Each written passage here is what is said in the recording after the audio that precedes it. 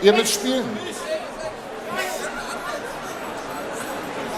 Ja, ihr Lieben, 150 Mann auf dieser Bühne heute zur traditionellen Sessionseröffnung der Willi Ostermann Gesellschaft in der Altstadt in Köln.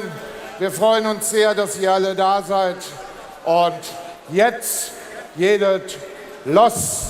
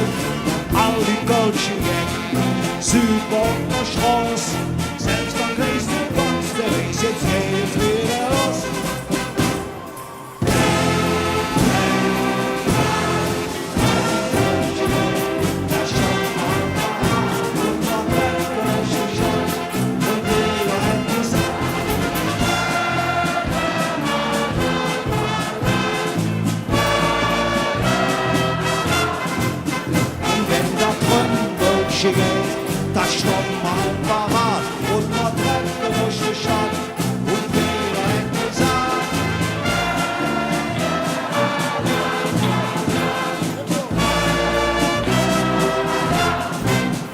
Hey!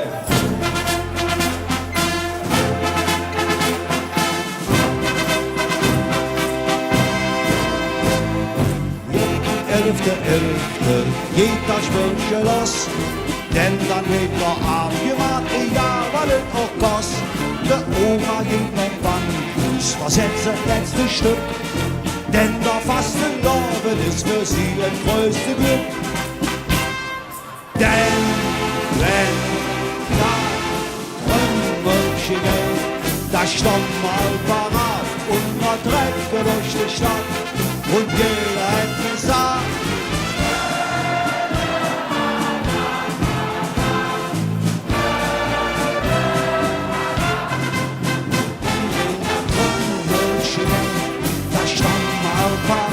und man trägt durch die Stadt und jeder hat gesagt.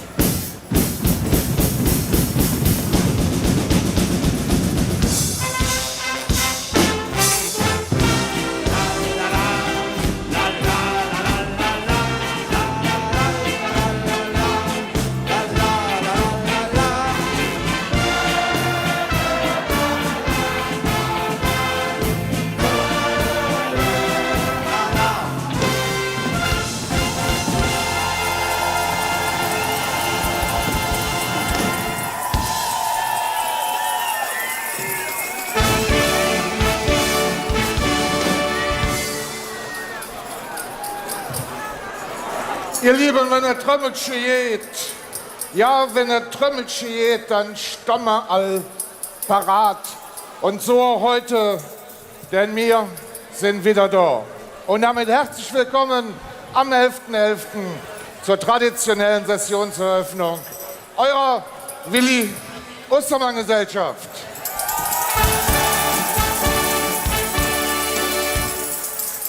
Danke an Karl-Heinz Brandt, den Sänger und Komponisten dieses Kölschen Evergreens, und alles het singt zick für die 10 großen Kölner Traditionsgesellschaften, ihre Tanzpaare und Präsidenten, ohne die wir heute nicht so schön gemeinsam feiern könnten. Danke euch allen. Nein, danke wäre nicht genug, und das gilt auch allen anderen Gesellschaften in Köln, mit denen wir den 11.11. hier auf dem Heumarkt begehen. Und einer einer kann seit genau 30 Jahren den Kölner Karneval bereichern. Hier ist Guido Kanz, herzlich willkommen. Moin!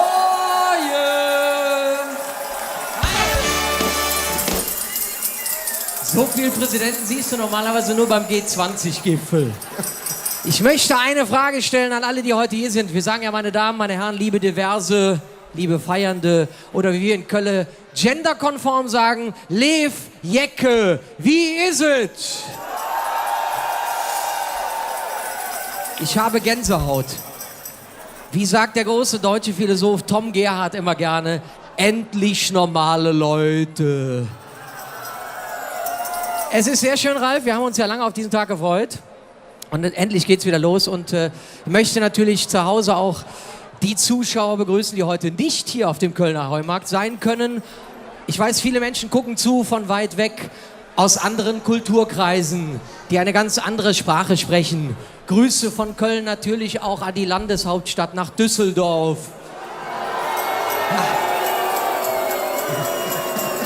Und ich möchte alle, die jetzt zu Hause sagen und besorgt sind, und Ralf, das ist uns beiden, glaube ich, ganz wichtig, Ihnen zu Hause sagen, es herrscht 2G. Alle, die heute hier auf dem Heumarkt sind alle geimpft, getestet, sind extra eine Stunde früher aufgestanden, haben ihren Perso mitgebracht, ihren Impfausweis, ihr Stammbuch. Und wir wollen heute sicher, aber schön zusammen feiern und wir beide freuen uns, Ralf, oder? Wir freuen uns unglaublich. Guido ist heute nicht nur Gast, sondern auch Gastgeber und hat eine Menge illustre Gäste zum Interview. Aber eins möchte ich gerne noch von dir wissen. Was bedeutet dir das eigentlich, hier auf dieser Bühne stehen zu können? Ich glaube, es ist das erste Mal für dich. Ja, es ist das erste Mal und es geht ein großer Wunsch für mich in Erfüllung.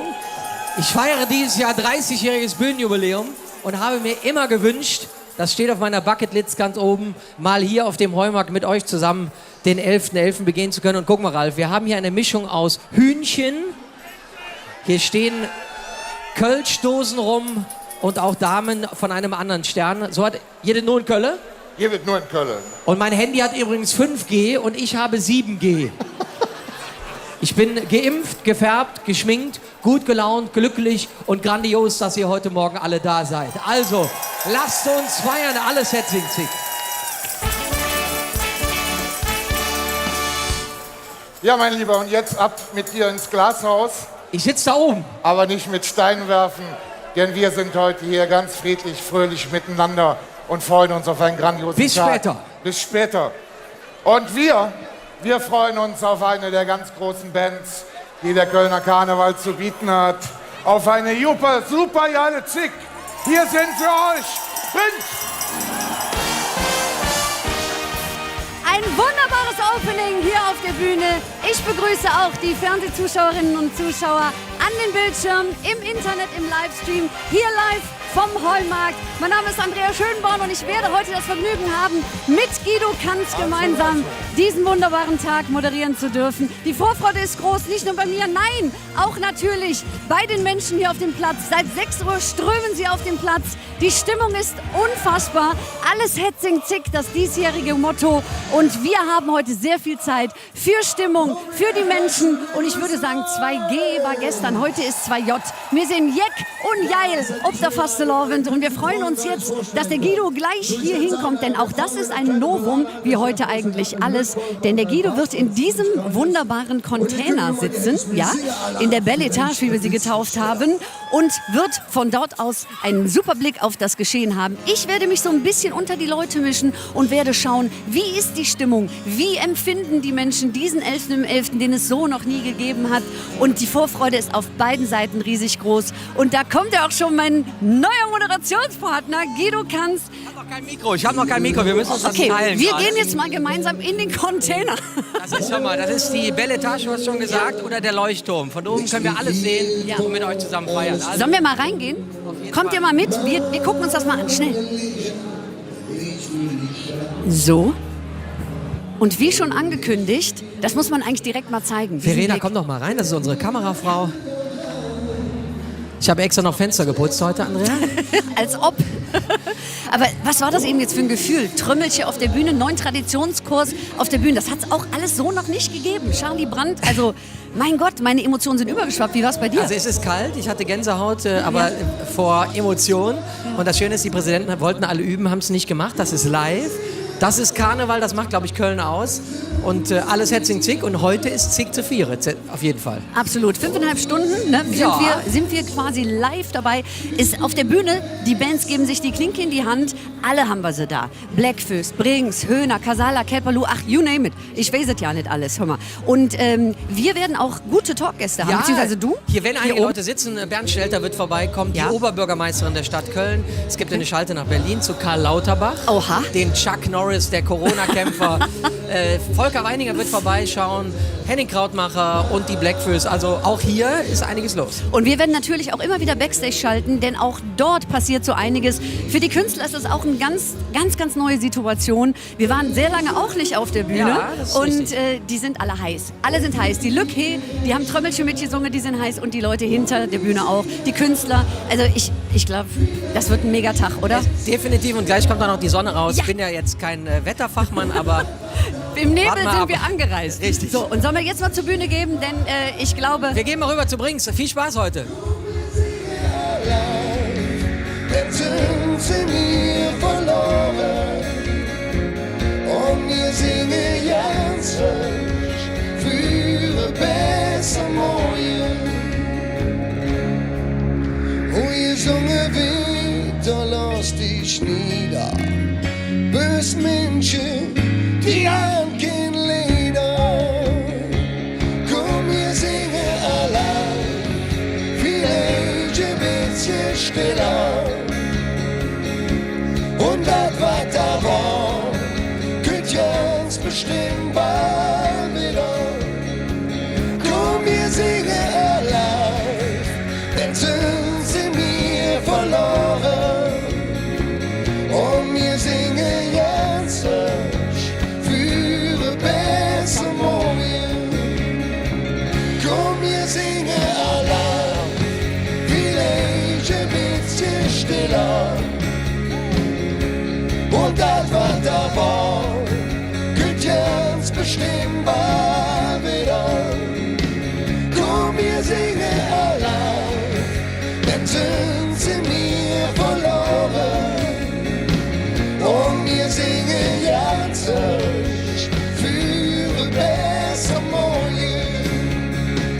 Komm, wir singen allein, vielleicht ein bisschen stiller. Und das, was da war, könnt ihr uns bestimmt bald wieder. Komm, wir singen allein, denn sind sie mir verloren. Und wir singen jetzt für besser Morgen. Und wir singen jetzt für besser Morgen.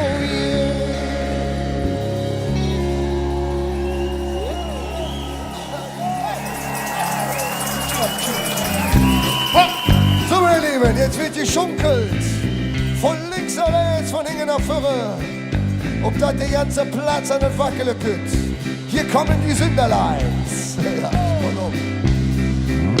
denn wir sind alles kleine Sünderlein. Wo seid ihr? Kein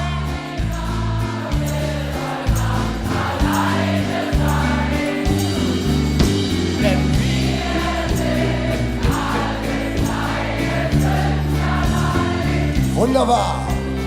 Schau doch einfach in dein Und wo sind die Händchen? Hört jetzt. Oh, oh,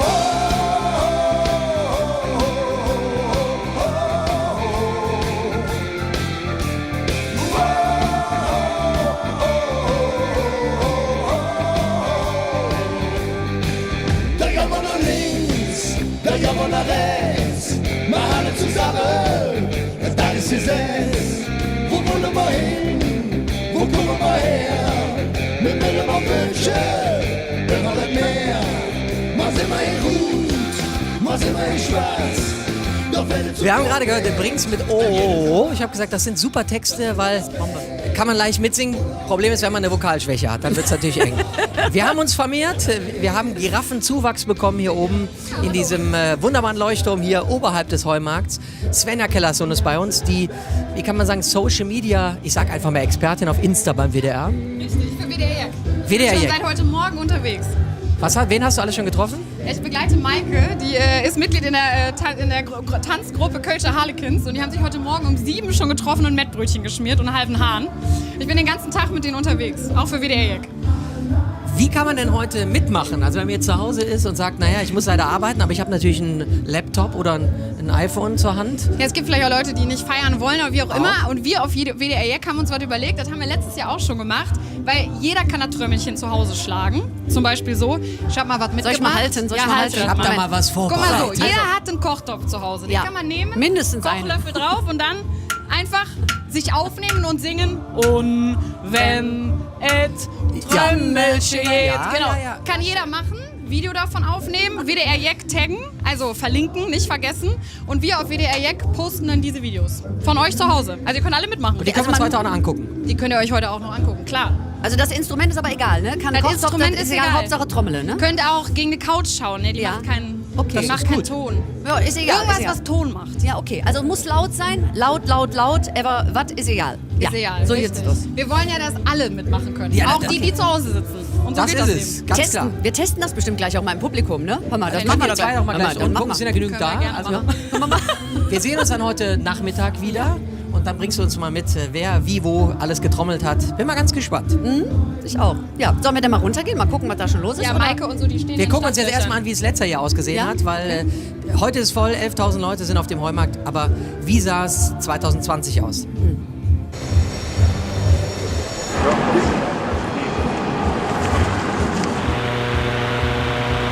Nächstes Jahr wird alles besser, aber heute zeigen wir uns. Es lebe der Kölner Karneval. Heute ist ja ein ganz normaler Mittwoch. Ja, es tut in der Seele weh. Befremdlich, absolut befremdlich. Karneval kann man gar nicht abschaffen. Karneval ist immer da. Ja, so Tja. sah es letztes Jahr aus. Der ganze Gruselig. Heumarkt war leer, es sah aus wie Rosenmontag in Bielefeld, aber dieses Jahr ist alles anders. Könntest du mir noch einen Gefallen tun? Eine Ja. kleine Hausaufgabe, wenn ich das machen darf? Nur für dich, Guido. Ich fände schön, wenn unsere Zuschauer, die ja sowieso sehr kreativ sind, mal ein paar kleine Vorschläge machen könnten, wie wir hier unseren Jack-Container nennen könnten hier oben.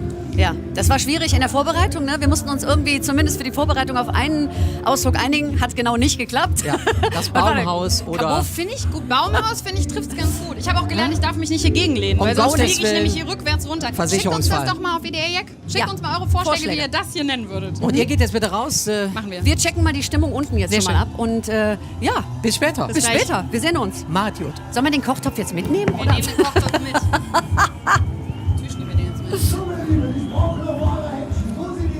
Guckt jetzt, bis dahin gehen alle hoch. Komm, ja, wunderbar, wunderbar.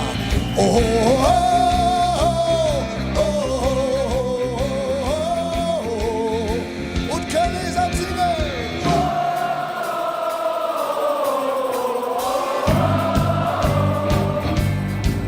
Oh, oh, oh, oh, oh, oh, oh.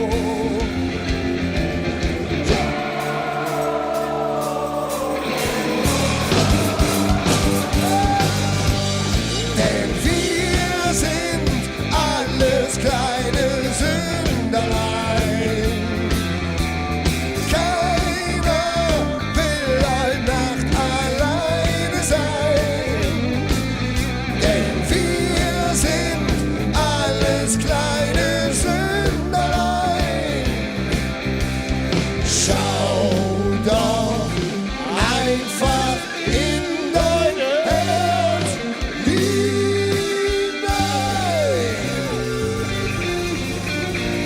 Da jammern noch Köln.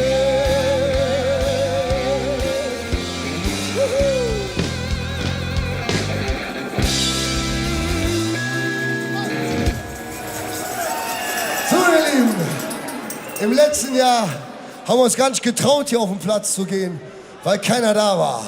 Und das darf uns, glaube ich, nicht nochmal passieren. Ich glaube, das Allerschlimmste an diesem ganzen Corona-Gedöns ist, dass wir nicht zusammenkommen können. Und das macht die Seele krank. Wir haben euch einen Song mitgebracht, der kommt aus vollem Herzen. Wir sind wieder da und das Allergeilste ist, ihr seid wieder da. Das ist das Allerschönste. Wir sind wieder da.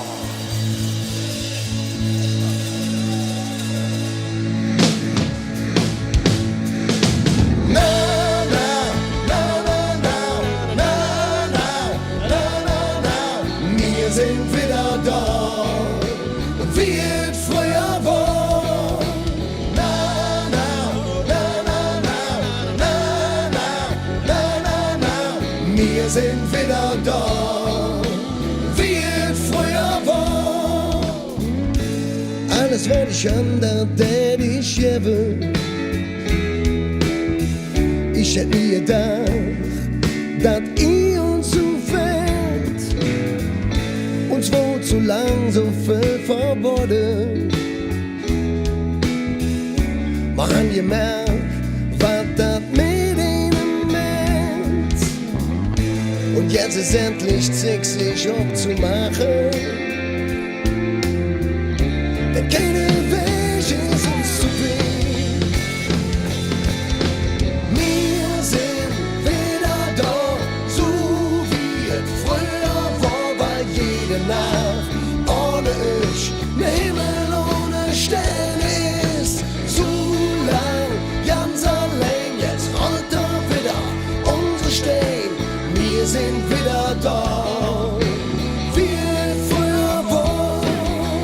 Na, na, na, na, na, na, na, na, na. Wir sind wieder da, wie es früher war. Jetzt kommen wir alle wieder zusammen. Keiner von uns fährt, keiner blieb nie zu uns. Jetzt wird sich sehen, ob wir es können. Mein Herz ist so voll und das muss raus. Ein Leben wird nicht ewig auf uns warten. Unsere Zeit vergeht zu schnell. Wir sind wieder da, so wie es früher war, weil jede Nacht ohne ich, ne Himmel ohne Sterne ist. So lang, ganz allein, jetzt rollt er wieder unser Stein. Wir sind wieder da, wie es früher war.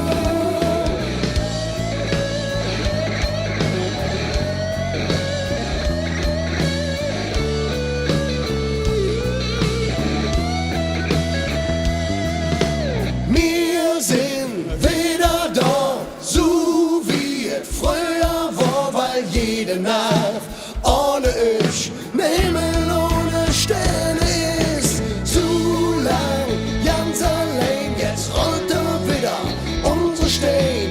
Wir sind wieder da, wie es früher war. Wir sind wieder da, so wie es früher war, weil jede Nacht ohne ich, ne Himmel ohne Sterne ist. Na, na, na, na, na, na, na. Wir sind wieder da, wie es früher war. Na, na, na, na, na, na, na, na, na. Wir sind wieder da, wie es früher war. Na, na, na, na.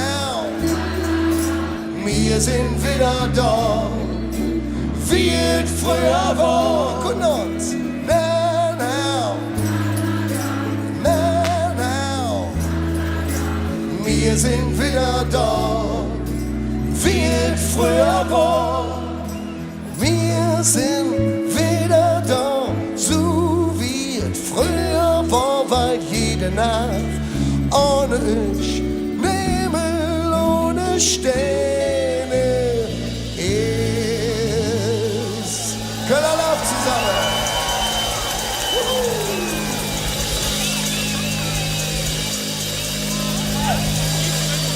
Jetzt geht hier gleich der Punk ab auf der Bühne. Brings legt jetzt richtig los und die Stimmung hier auf dem Heumarkt explodiert.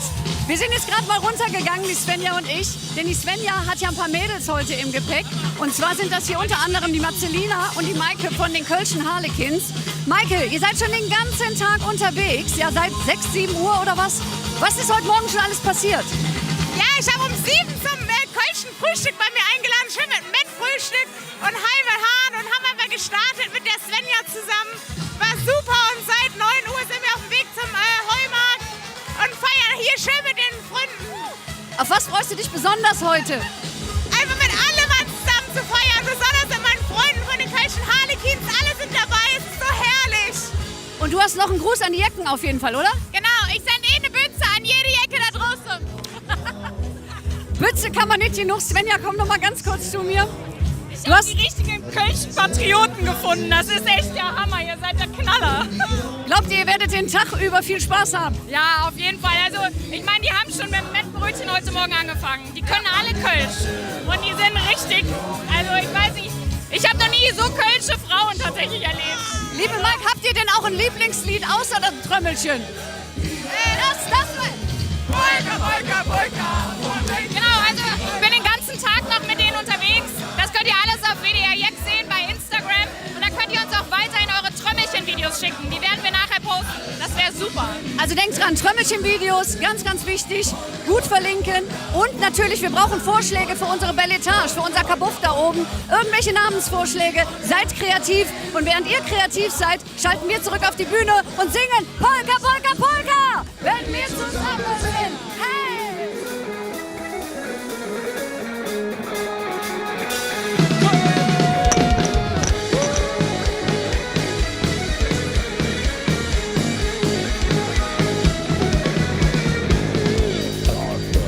Und ist der Winter noch so lang, wir glöwe fest dort dran.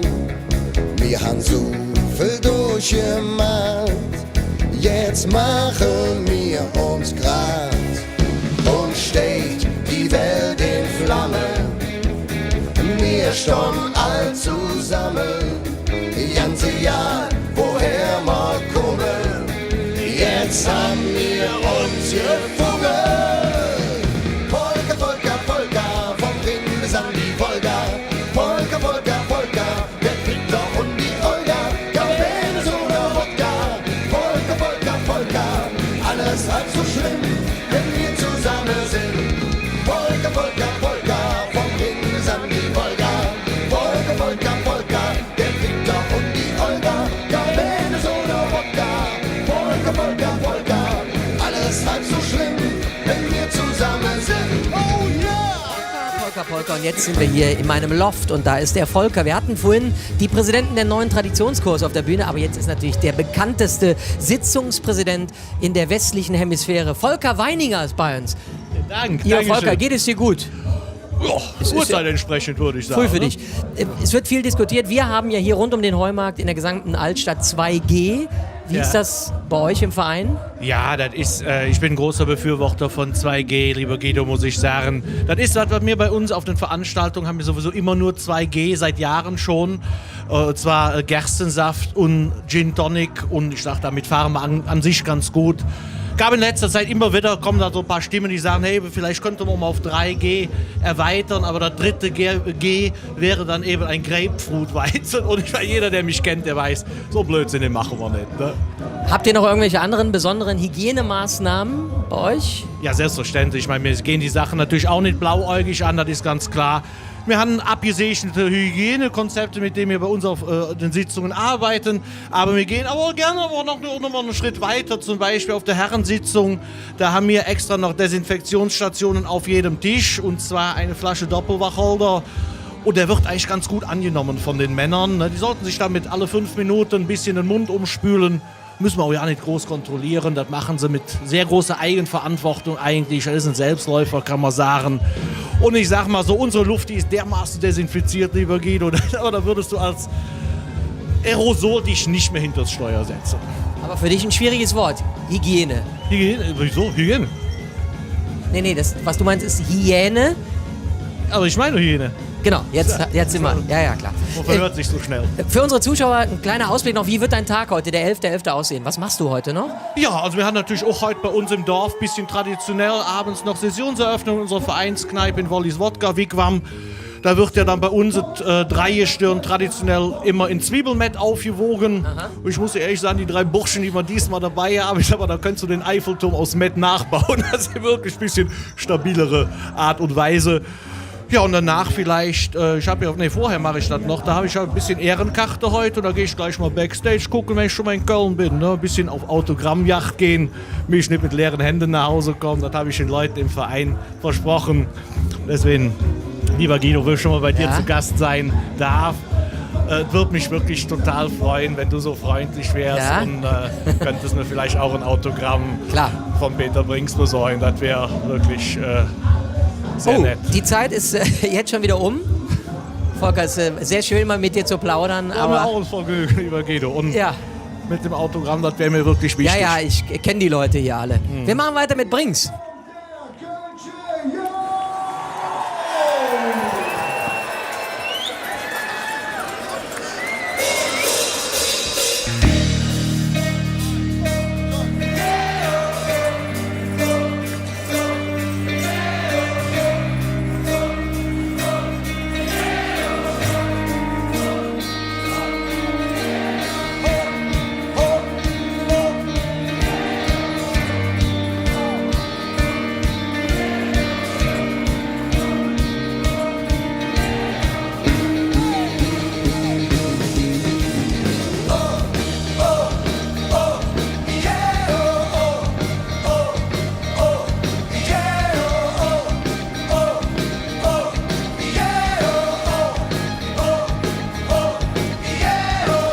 Unterricht, das war nix für mich, denn Mensch braucht die Arbeit doch nicht. Sprech ordentlich, hätte man mir gesagt, die Zeugnis, das weht keine Hits. Ich sprech doch nur meine jene Sprache, wo's nicht, was sie von mir will. Ja, man, ich sag dir, wovon geht's, denn ich bin nur ne Kölsche Jung. Und mir Herz, da litt mir auf der Zunge. Auf der Straße han ich mein Spruch gelehrt und jedes Wort wie tätowiert und länger zu. Ich bin ne Kölsche Jung.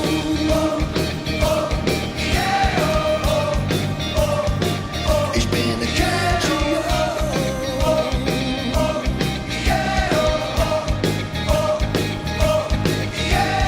Heute bin ich glücklich, dass ich es kann und sprach die Mäd uns doch aus. Mal gut schon von wegen, wenn einer Kölsch wart, dann fühl ich mich direkt zu Haus. Wenn man so spreche, dann lebst du noch lang, dann geht's auch niemand kaputt. Und Spruch ist ein Geschenk, denn ich bin nur ne Kölsche Jung. Und mir Herz, dann litt mir auf der Zunge. Auf der Straße han ich mein Spruch gelehrt und jedes Wort wie tätowiert und länger zu. Ich bin ne Kölsche Jung.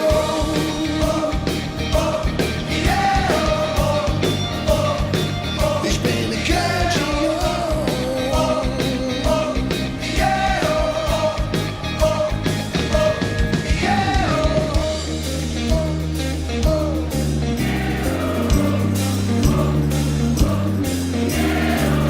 So, da wollen wir mal gucken, wie laut die Kölschen klatschen können. Pass auf, nochmal klatschen. 1, 2, 3, 4. Wunderbar. Go.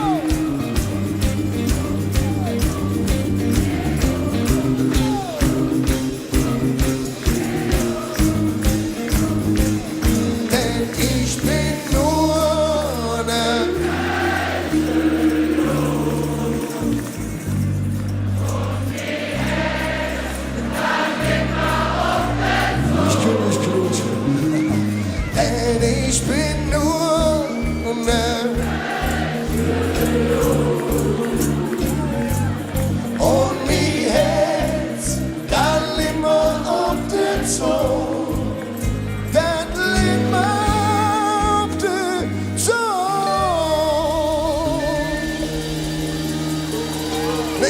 Runde Fasselaube zusammen, Mann Jones. Oh, oh, oh, yeah, oh, oh, oh, oh, yeah,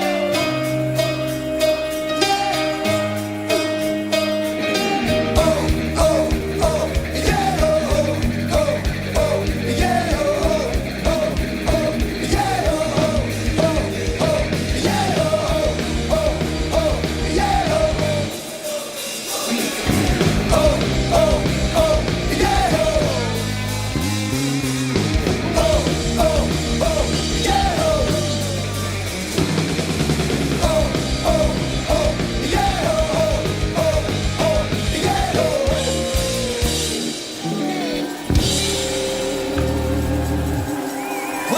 Dankeschön, auf Wiedersehen.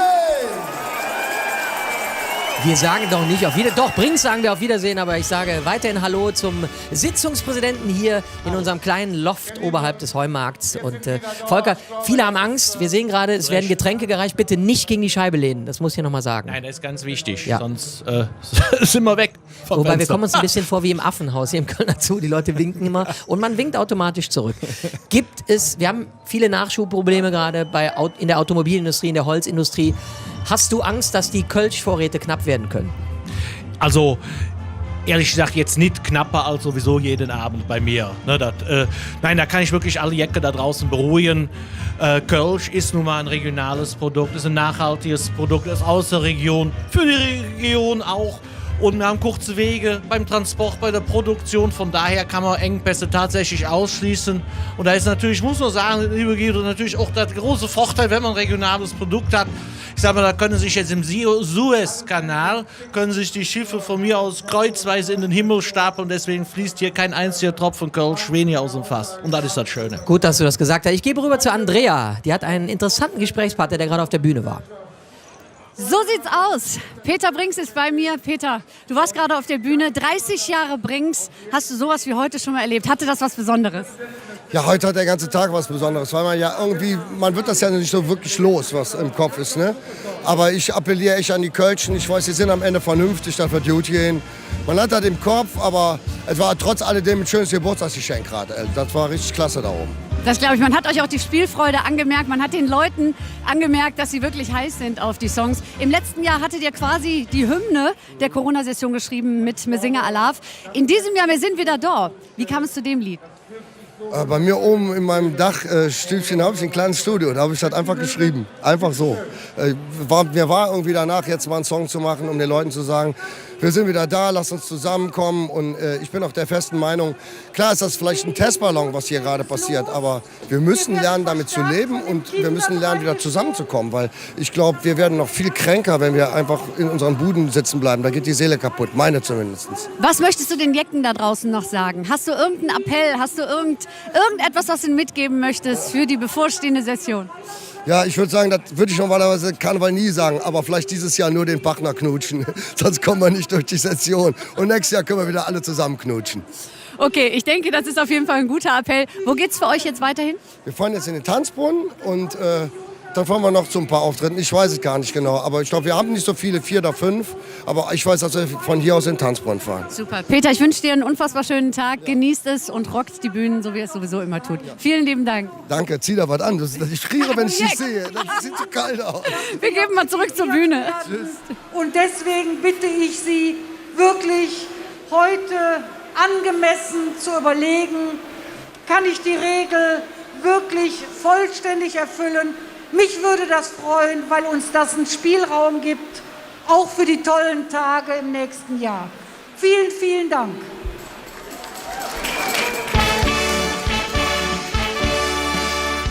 Herzlichen Dank, Frau Rilker. Und jetzt sind wir auch schon in der Session. Lasst uns den Countdown beginnen mit 10, 9, 8, 7, 6, 5, 4, 3, 2, 1.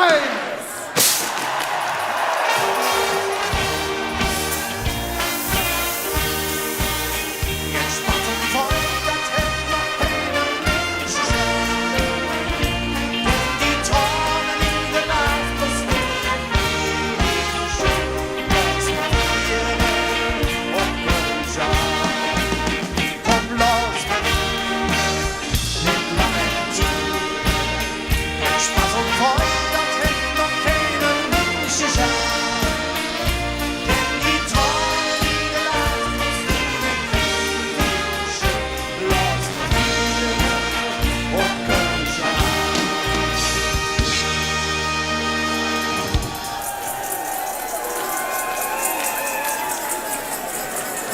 Ja, lieben Chris, ich glaube, jetzt fehlt ja noch etwas, was wir sagen müssen. Und wir haben ja noch ein paar Gäste auf der Bühne, die wollen wir auch nicht vergessen. Es tut so gut. Danke, dass du da bist. Danke, dass ihr alle da seid. Bitteschön. Liebe Chris. Ja, danke, lieber Ralf. Sehr geehrter Frau Oberbürgermeister, liebe Jecken. Hier vor euch steht das designierte Kölner Kinderdreigestirn. In der Mitte Prinz Felix I., an seiner Seite Bauer Robin und Jungfrau Helena. Rufen wir aus, auf unser Kinderdreigestirn, dreimal von der Zeckalle. Kölsche Bands, Heumarkt. Herzlichen Dank. Jetzt haben wir dieses Jahr den Countdown wirklich pünktlich geschafft. Aber das Besondere haben wir dann vergessen. Das holen wir natürlich nach. Hiermit ist die Session eröffnet. Viel Spaß!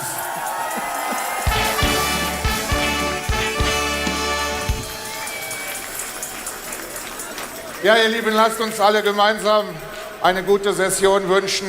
Heute gucken wir immer nur so ein bisschen, ob Kölsch, würde man sagen, eine Spinkse jetzt, bevor wir dann morgen wieder in die adventliche Zeit gehen.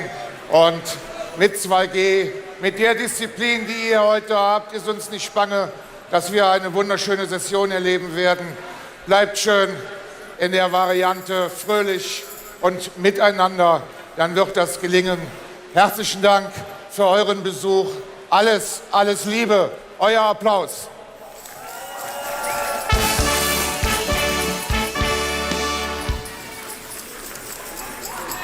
Und wir freuen uns.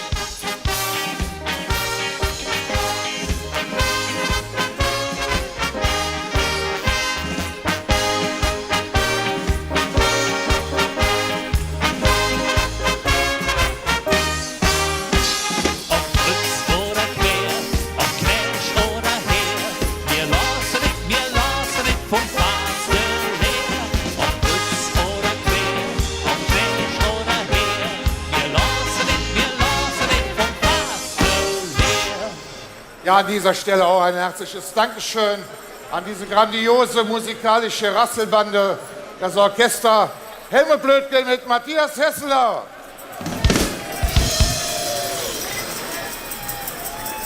Ihr Lieben, das tut einfach gut, die traditionelle Sessionseröffnung wieder gemeinsam zu erleben. Ein Danke an euch und hier sind sie für euch, Cat Ballou.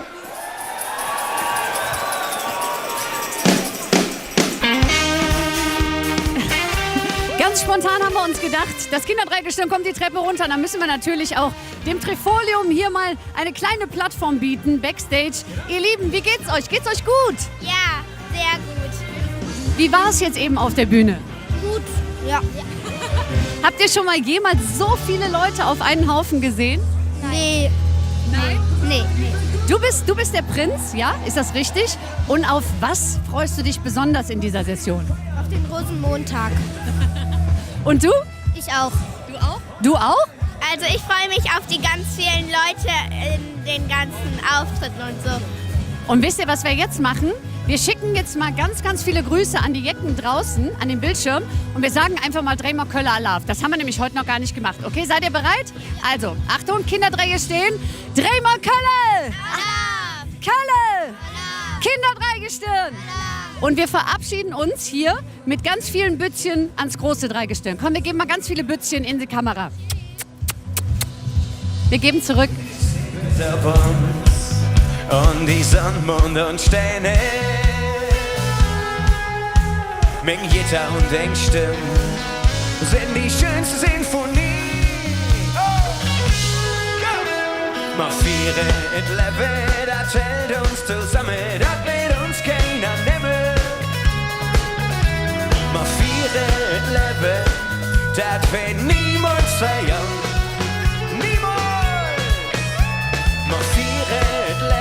Das hält uns zusammen, das will uns keiner nehmen. Mal viele Leben, das wird niemals verjähren. Ja, die kriegt an der Gitarre, hau raus jetzt hier.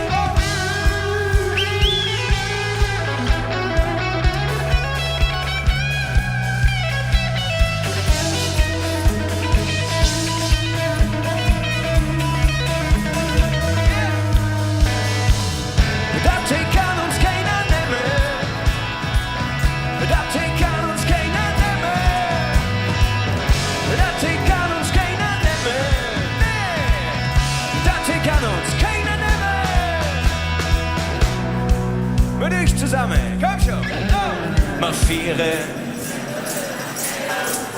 Das will uns keiner nehmen. Marschieren, leben. Das will niemals verjahren. Niemals. Marschieren, leben. Das hält uns zusammen. Das will uns keiner nehmen. Marschieren, leben. Das will niemals verjahren. Ein letztes Mal die Flossen hoch.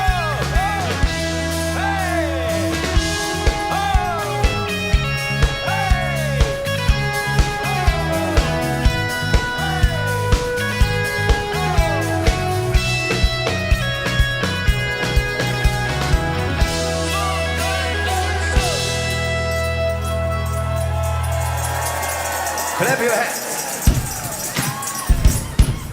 Aber wir haben uns lange alleine gefühlt, aber wir lassen heute keinen allein, denn du bist nicht allein. Der Weg schmiest die letzte Rund, bis Grad war noch alles gut. Du los auf die Uhr, da irgendwie war der Abend zu kurz. Der DJ spielt das letzte Lied, bye bye my love zum Schluss. Und wieder sitzt du da, Träne verschmiert, keiner wartet auf dich zu Hause. Doch du bist nicht allein. Irgendwo ist auch für dich eine Stelle, der für dich leuchtet, egal wo du bist. Wenn der Weg auch noch so düster ist. Na na na na na.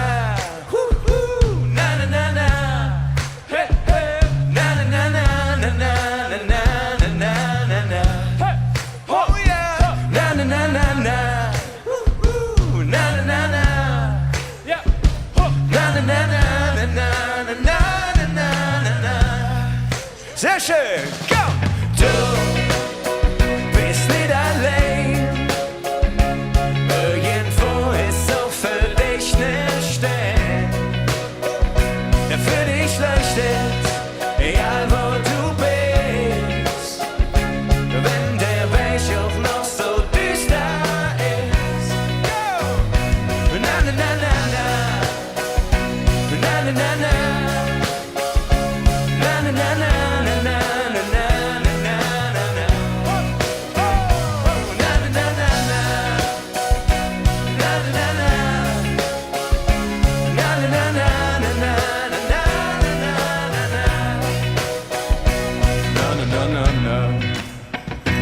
Na na na na. Na na na na na na na na na na na na. Du bist nicht allein.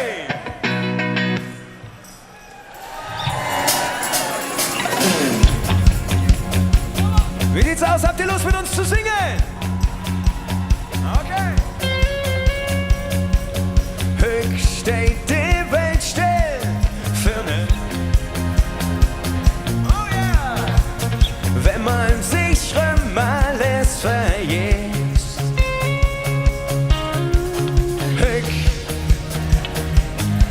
Aus dem kleinen Augenblick wie die Ewigkeit. Wenn wir zusammen sind, wie sieht's mit Springen aus?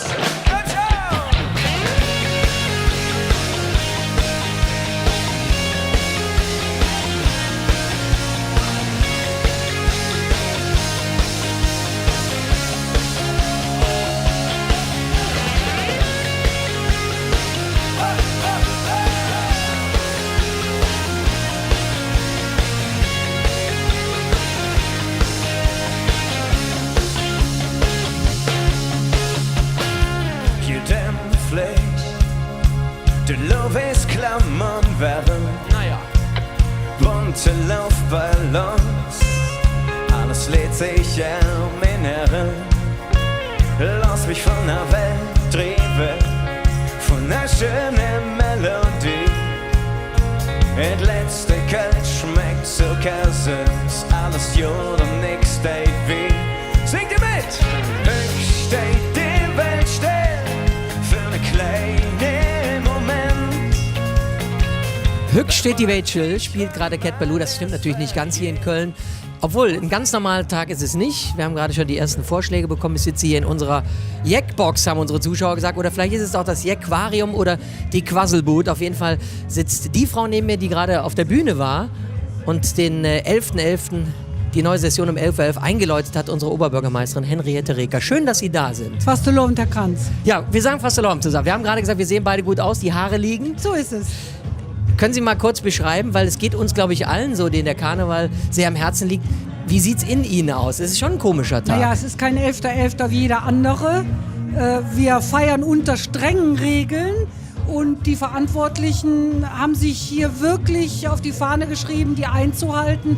Wir kontrollieren auch vom Ordnungsamt, die Lage ist im Moment ruhig. Nur hier vibriert es natürlich. Aber die Menschen, die hier feiern, halten alle Abstand. Sie gehen verantwortungsvoll mit der Situation um. Und ich bin ja immer ein bisschen besorgt um diese Stadt, das gehört zu meinem Job.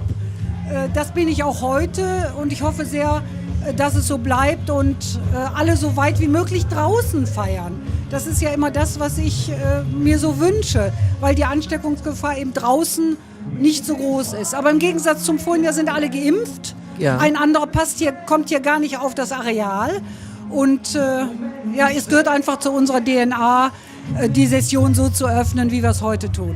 Das hat Karl Lauterbach auch gesagt, gestern auch noch mal im Fernsehen. Draußen feiern ist deutlich ungefährlicher. Der wird übrigens heute uns auch noch zugeschaltet werden aus Berlin um 14 Uhr und will uns noch mal seine Einschätzung der Lage machen.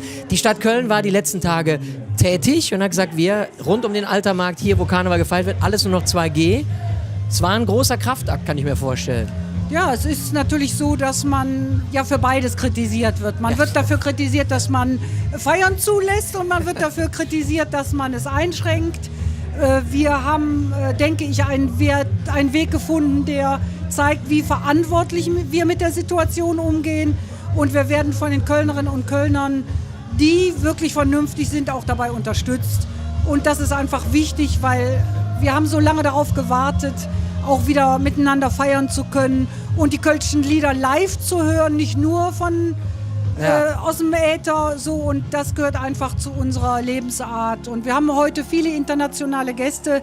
Wir haben die Nachkommen jüdischer Familien, die aus Amerika hier sind und begeistert sind, die von ihren Großeltern, die geflohen sind, nach 1933 gehört haben, wie toll der Kölner Karneval ist und die das heute erstmals erleben dürfen und überwältigt sind. Das sehen wir ja auch, wenn wir hier rausschauen.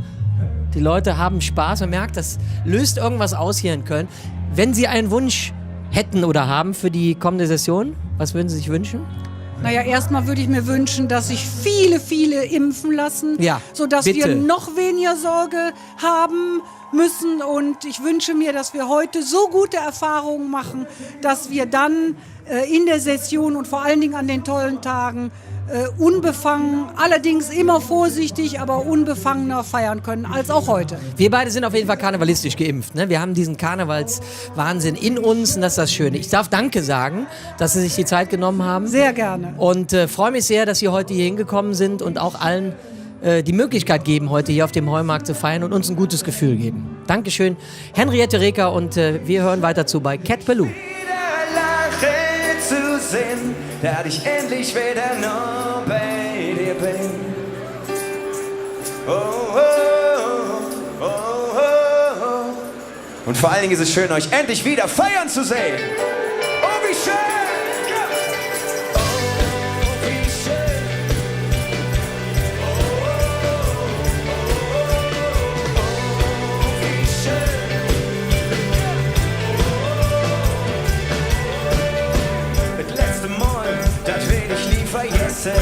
Hätt nie gedacht, dass ich alles zu vermisse. Mit dir zusammen eine Trinke Jan. Mit Leben feiern und zusammen stand. Dort zünde ich ein Feuerwerk und sing so laut ich kann, damit es jeder hört. Jetzt der Moment, der ist für ewig und immer, immer, immer. Oh, wie schön, dich wieder lachen zu sehen.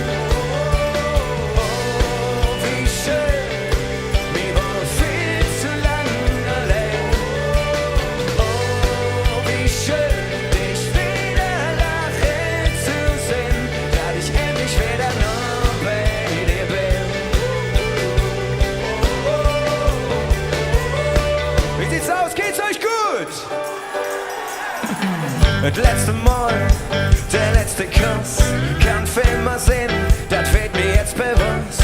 Alles, was war, lass zu mir zurück. Ich will dich für den Augenblick. Hück dort nicht ein Feuerwerk und sing so laut ich kann, damit es jeder hört. Hey!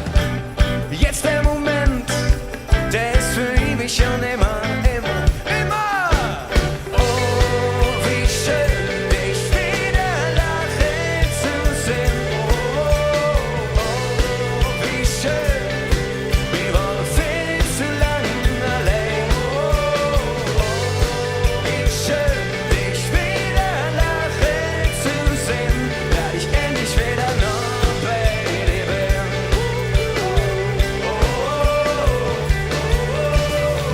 Auf all die Freude und all die Träume, auf all die wunderschönen Jahre. Hört tatsächlich ein Feuerwerk und sing so laut ich kann, damit es jeder hört. Jetzt der Moment, der ist für ewig und immer, immer, immer, immer, immer, immer, immer. Oh, wie schön, dich wieder lachen zu sehen. Oh, wie schön, wir waren viel zu lang allein. Oh, wie schön, dich wieder lachen zu sehen, da ich endlich wieder noch bei dir bin.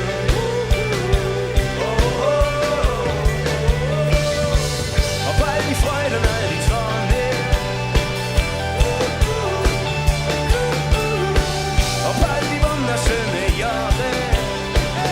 Oh, wie schön, wie schön, wie schön. Oh, wie schön, wie schön, wie schön.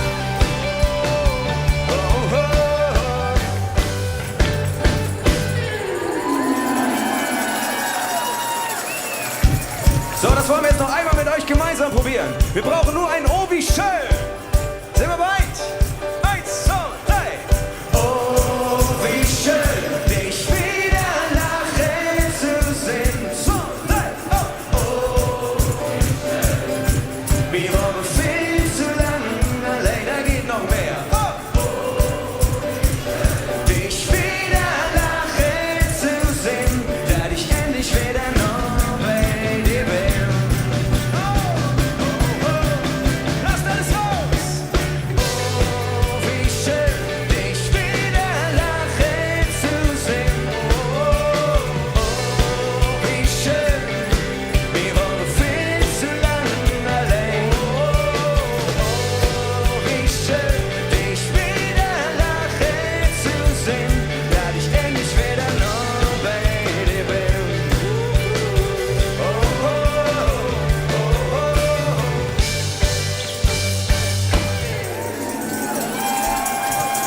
Dankeschön.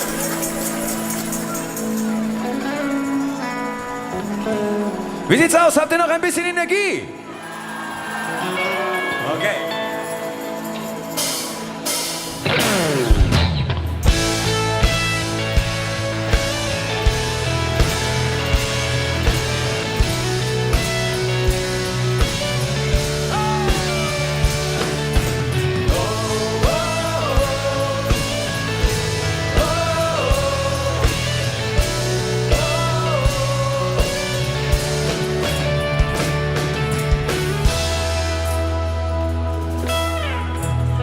Ich bin Lokalpatriot mit stolzer Brust, mit Pfand, schwing Rot und Wies.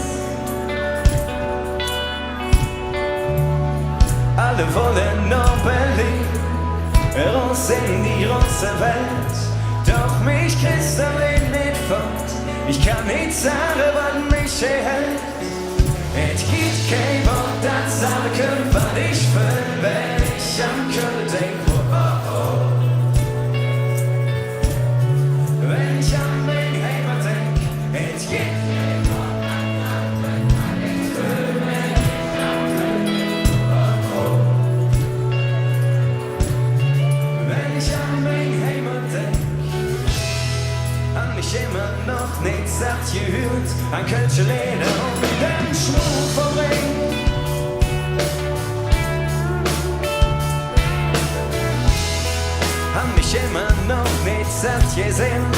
der Hüse und dem Dom.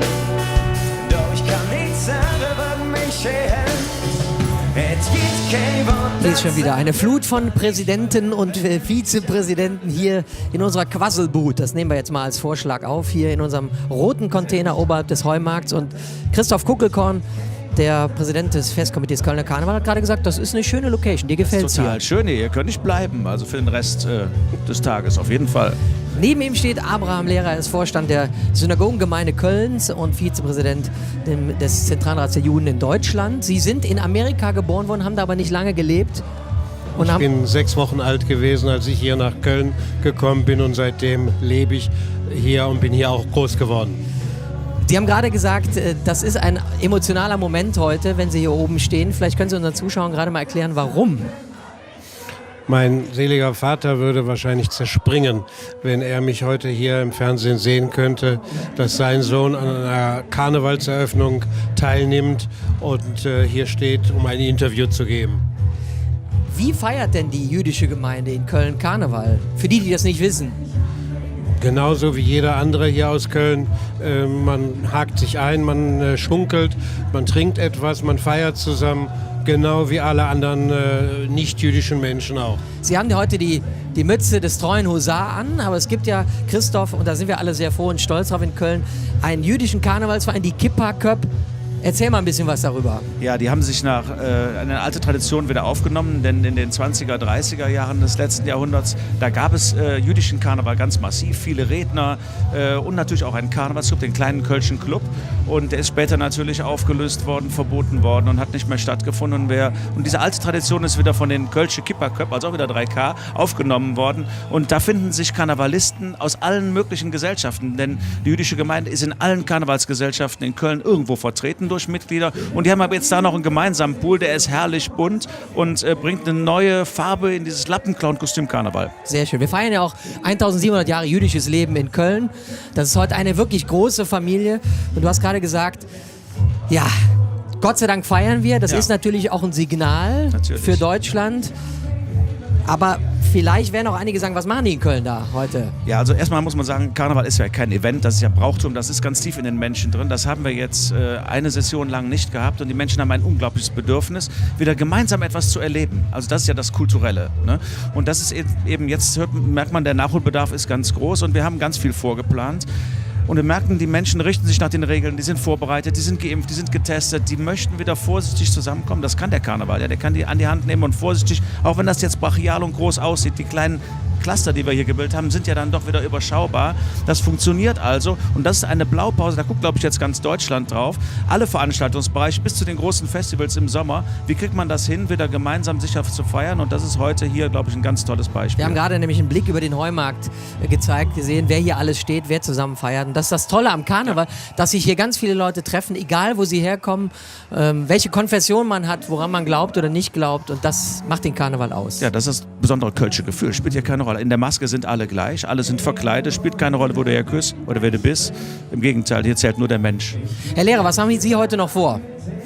Ich werde noch hier auf dem Heumarkt ausharren und ein bisschen mir das Programm anhören und anschauen und vielleicht heute Nachmittag noch eine Preisverleihung miterleben und das wird es dann für heute sein. Christoph, du hast bestimmt einen vollen Terminkalender, kann ich mir denken. Wir wandern ein bisschen durch die Stadt und gucken uns alle Bereiche der Stadt an. Und jetzt gleich der nächste Termin ist was besonders Historisches. Wir kennen ja die Traditionschors. Wir haben jetzt seit neuestem auch Traditionsgesellschaften. Und ich darf heute die erste Gesellschaft als Traditionsgesellschaft nennen, die große von 1823. Voraussetzung ist, dass man 111 Jahre als Gesellschaft alt ist. Und das ist dann auch was besonders Historisches heute an diesem Tag. Die ja auch dann bald 200-jähriges Jubiläum feiern. So ist das. Die heute drüben am Tanzbrunnen sind. Und Christoph hat gerade gesagt, dass die Leute sehr entspannt sind hier rund um den Altermarkt, rund um den Heumarkt. Das freut uns alle sehr. Ich darf Danke sagen, dass Sie es einrichten konnten und gebe zurück zur Bühne und da hören wir Cat Pelou. Wir sind die 5. Jahreszeit in den Karneval. Das Dreigestirn belehrt die Staatsgewalt. Nichts als der Thron ist der Standpunkt Köln. Du bist und bleibst der Dom in der Brandung. Egal wohin der... Oh yeah! Ich nehm dich... Oh, oh, oh. Und wenn ich auch am Ende von der Welt, ich komm zurück.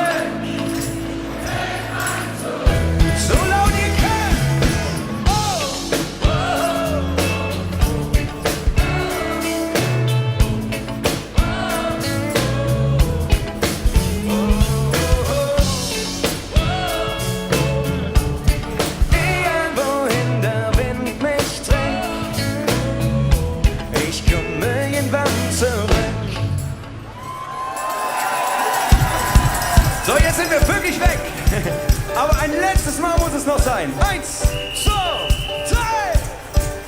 Oh, wie schön, dich wieder lachen zu sehen. Komm schon. Oh, wie schön. Wir waren viel zu lang allein. Geht da noch mehr? Oh, wie schön, dich wieder lachen zu sehen. Da ich endlich wieder noch bei dir bin.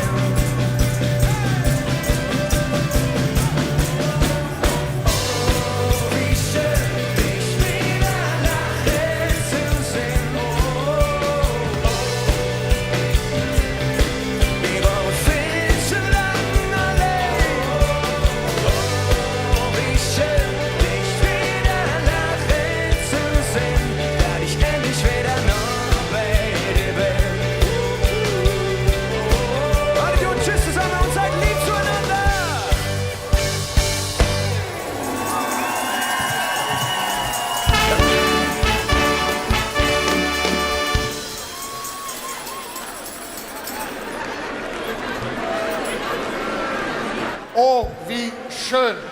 Was ist das für eine Nummer? Das ist grandios. Und ich darf euch eins verraten.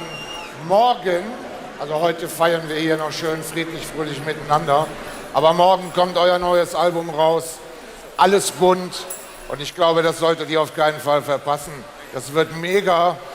Ich habe schon mal reinhören dürfen. Der Dirk hat mir das gerade erzählt. Und große Freude an euch. Das sind sie. Auch in der ausverkauften Lanxess Arena, das spielt überhaupt keine Rolle, wo ihr seid. Da ist es einfach gut. Und deswegen ein Riesendank an Cat Ballou.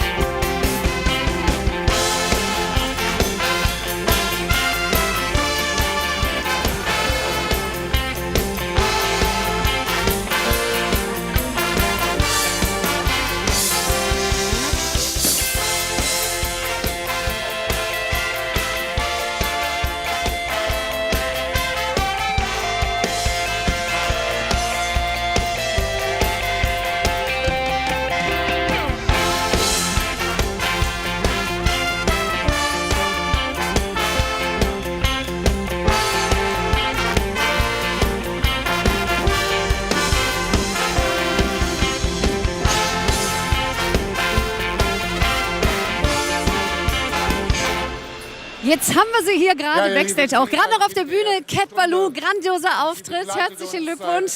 Und also oh, wie schön, euch wieder Lache zu sehen, ihr Lieben. Und schön, dass wir wieder nah beieinander sein können, ein bisschen. Olli, wie war's? Ja, mega, super Stimmung und hat Spaß gemacht. Bisschen kalt, aber so muss das halt sein.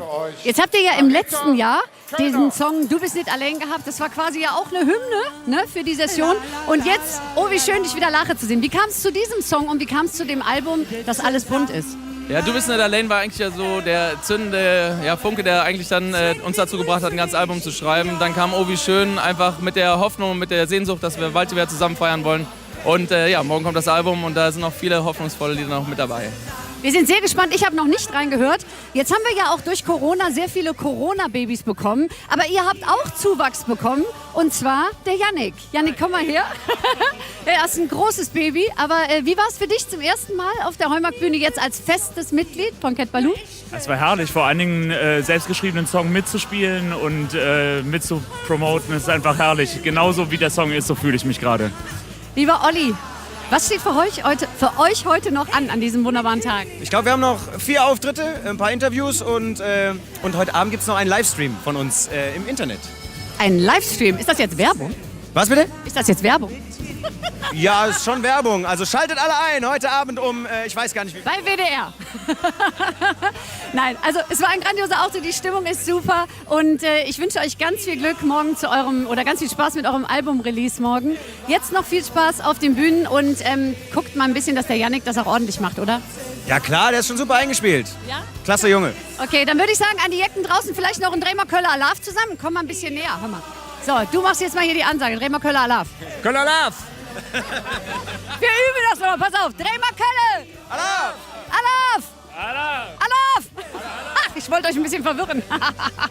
Wir schalten zurück zur Bühne, da ist die Marita. Und wir sind traditionell, praktisch in der Arm. Wir schunkeln und zwar und grüßen die Nation.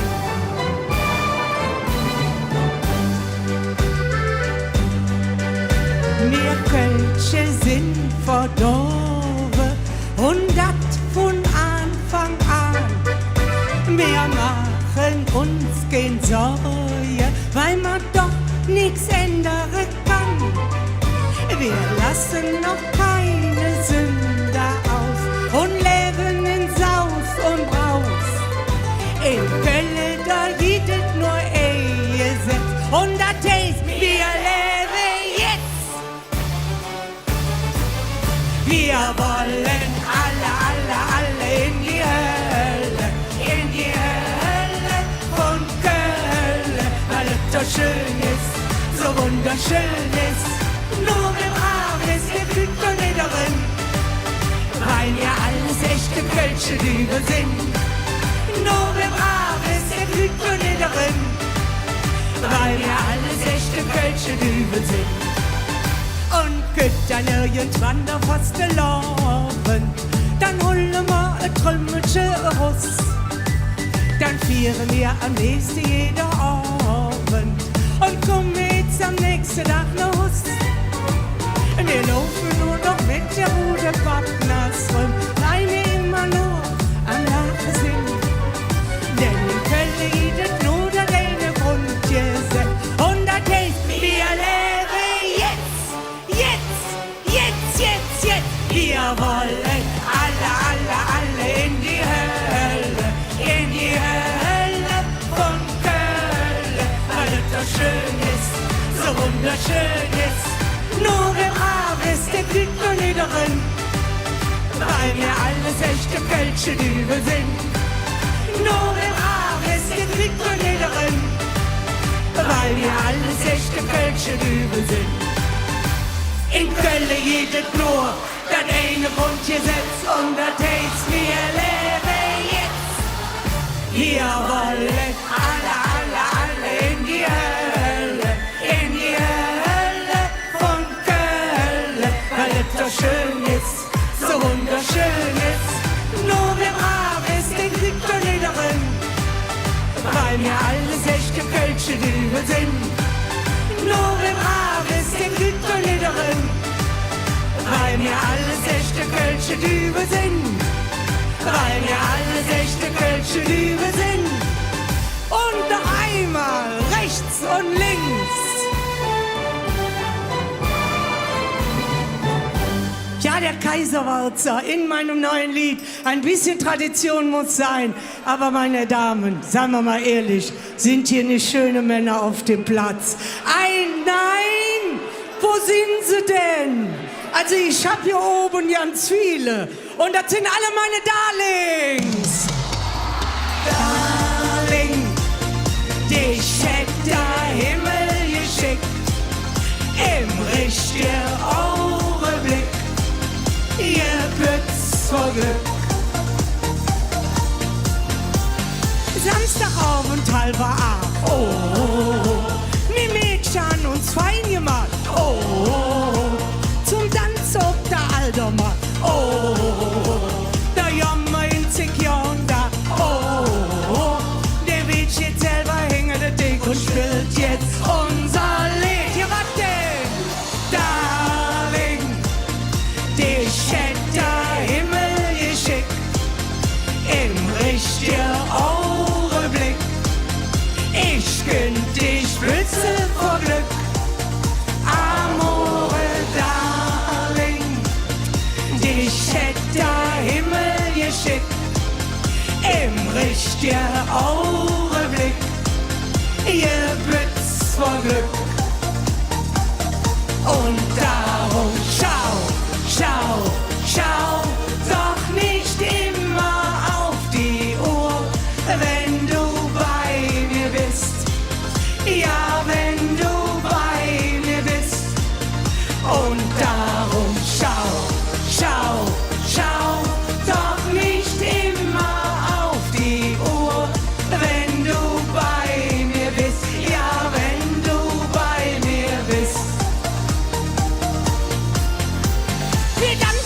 bis 3:30. Oh, dann steht das Taxi für die Tür. Oh, dann sag ich, lebe Taximann. Oh, und Maritz schlüpft das Radio an. Oh, und Maritz laut so laut, das geht denn jetzt gut. Unser Licht, wo sind die Mädchen? Darling, dich hätt der Himmel geschickt. Im richtigen Augenblick. Ich könnt dich Blitze vor Glück. Mal anschauen, was auf dem Heumarkt los ist. Verena, zeig mal, wer alles da ist. Irre. Das letzte Mal, dass ich so viele Leute gesehen habe, war bei der Gläubigerversammlung vom Wendler. Aber die Leute hier sind deutlich besser gelaunt, das steht fest. Marita Köllner ist auf der Bühne. Wir sind hier in unserer Quasselboot im roten Container. Und wir haben heute, damit das natürlich alles auch diszipliniert abläuft, für Sie zu Hause Konfetti vorbereitet. Aber gucken Sie mal rein, digital. Haha, Köllala! Doch nicht immer auf die Uhr, wenn du bei mir bist. Ja, wenn du bei mir bist. Wenn du bei mir bist. Ja, wenn du bei mir bist. Vielen Dank und schön zusammen.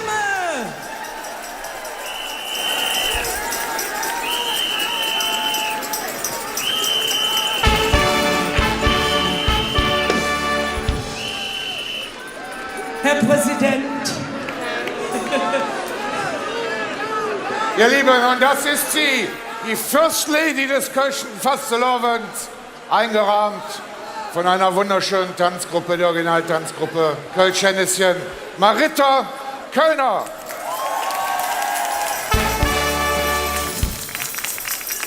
Herzlichen Dank, ihr Lieben, bleibt gesund.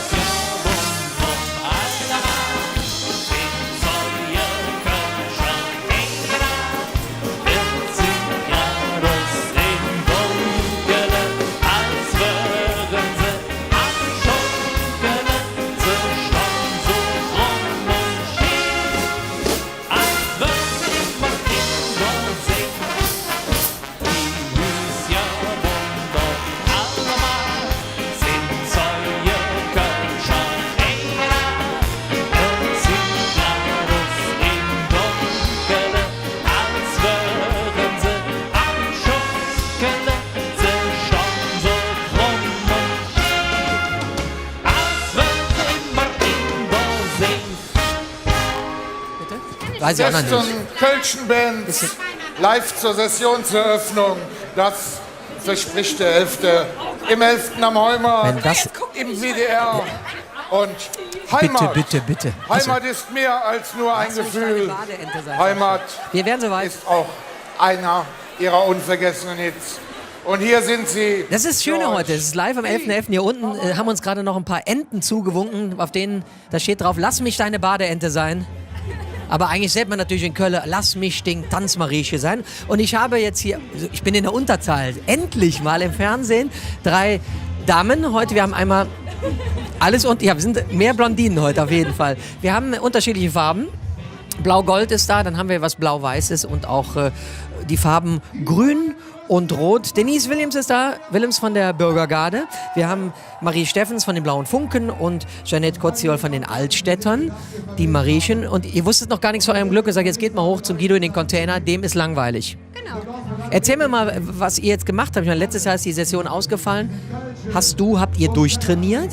Nee, natürlich. Halt mal ein bisschen näher ran. Nee, natürlich nicht. Also wir mussten warten, bis das Go gekommen ist, bis wir wieder in die Halle durften, bis wir alle geimpft waren. Also wir haben auch selber ganz, ganz lange nicht trainiert und mussten uns selber fit halten.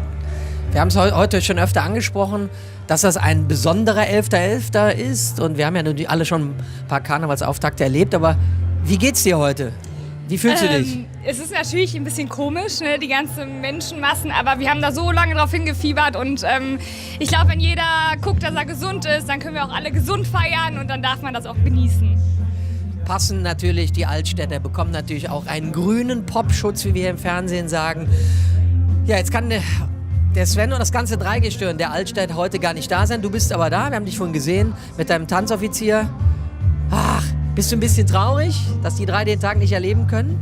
Absolut. Es war natürlich eine Premiere auch für die, weil jetzt nach einem Jahr Pause durften die jetzt auch wieder und ausgerechnet heute dürfen die Öffnung nicht mitmachen. Aber gut, die Gesundheit geht vor und wir werden das nachholen und Januar kommt ja erst noch, von daher, ich bin da guter Dinge. Wir alle sind guter Dinge. Jeanette, wann ist denn euer oder dein erster Auftritt?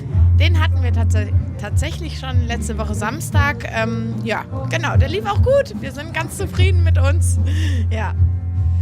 Und jetzt werden wir ein bisschen weiter feiern. Die Pavaya, hier ist übrigens sehr schöner Ausblick. Hier oben ist auch geheizt, das ist ganz gut.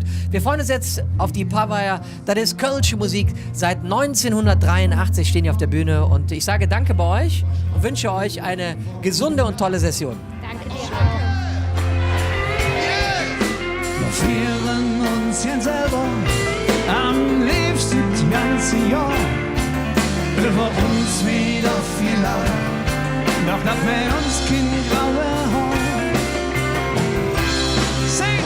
Wir sind Kölsche aus Köln. Wir sind stolz darauf und uns kriegt keiner klein. Du triffst mich an jeder Ecke, ganz besondere Ecke. Wir sind Kölsche aus Köln am Rhein.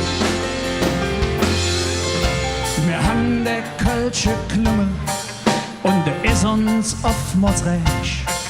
Durch die Stadt läuft grau und dreckig, der Ring so singefähig.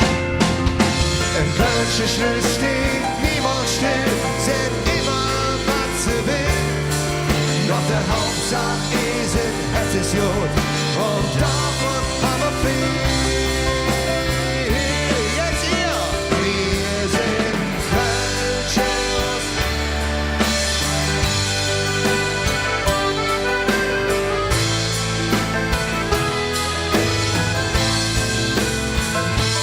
Du triffst mich an jeder Ecke, ganz besondere Ecke. Wir sind Kölsche aus Köln am Rhein.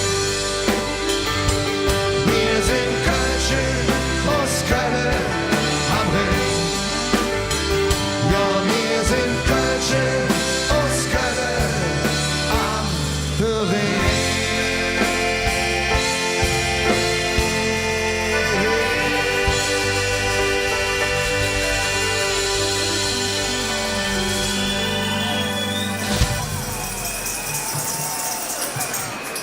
Vielen Dank, ihr Lieben, und hier kommen die magischen 3 Worte am Morgen danach. Ihr könnt nie mehr Alkohol!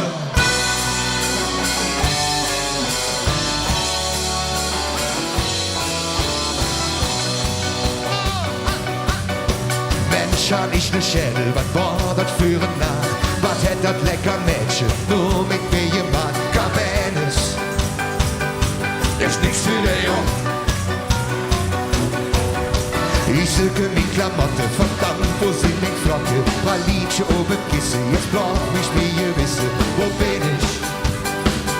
Ja, wo ist dann der Jung? Ich sag mir nie mehr Alkohol. Hey, was hast du bloß mit mir gemacht? Mich hätt der Dübel angelacht. Ich hab ne das von dir jetzt voll. Ich lohne die wieder bis zum nächsten Mal.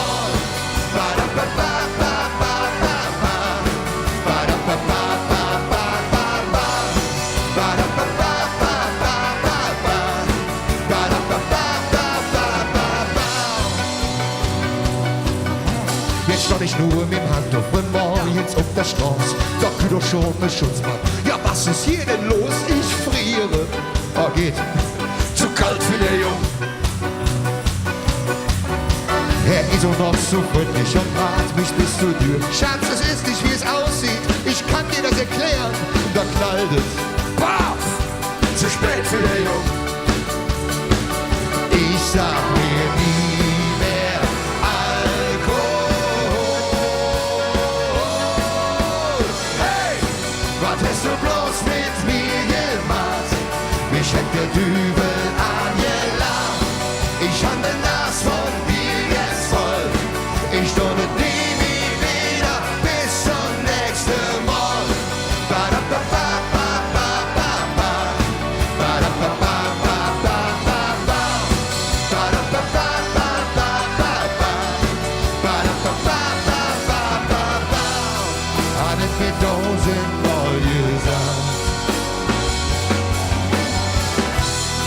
doch das hätte leider nichts gebracht. Hey, was hast du bloß mit mir gemacht? Mich hätte der Dübel angelacht. Ich hab den Nas von dir jetzt voll. Ich nur mit dir wieder bis zum nächsten. Hey, was hast du bloß mit mir gemacht? Ich hätte der Dübel angelacht. Ich hab den Nas von dir jetzt voll. Ich nur mit dir wieder bis zum nächsten Mal. Ba-da-ba-ba-ba-ba-ba-ba. Ba-da-ba-ba-ba-ba-ba-ba. Ich nur mit dir wieder bis zum nächsten Mal. La, la, la, la, la, la, la, la. La, la, la, la, la, la, la. Wieder, wieder, wieder, wieder, wieder, wieder. Hey, was hast du bloß mit mir gemacht? Ich hätte der Dübel angelacht. Ich hab den Nas von dir jetzt voll. Ich nur mit dir wieder bis zum nächsten Mal. Ba-da-ba-ba-ba-ba-ba. Ba-da-ba-ba-ba-ba-ba. Ba-da-ba-ba-ba-ba-ba. Ich nur mit dir wieder bis zum nächsten Mal. Dankeschön.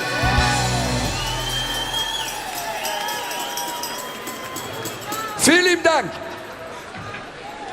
Als nächstes wollen wir mit euch ein Lied machen. Svenny, komm mal hier zurück. Komm mal zurück. Als nächstes wollen wir mit euch ein Lied machen. Das haben wir damals zusammen geschrieben mit dem Hans Knipp, der in diesem Jahr 10 Jahre Todestag hatte. Und ich dort kann also schön zusammen, ich steht Fühlschlage. Nimm dich ins alle Morde, links und rechts in der Arm und sing mit uns Mädchen. Nimm mich in der Arm. So, rein, so.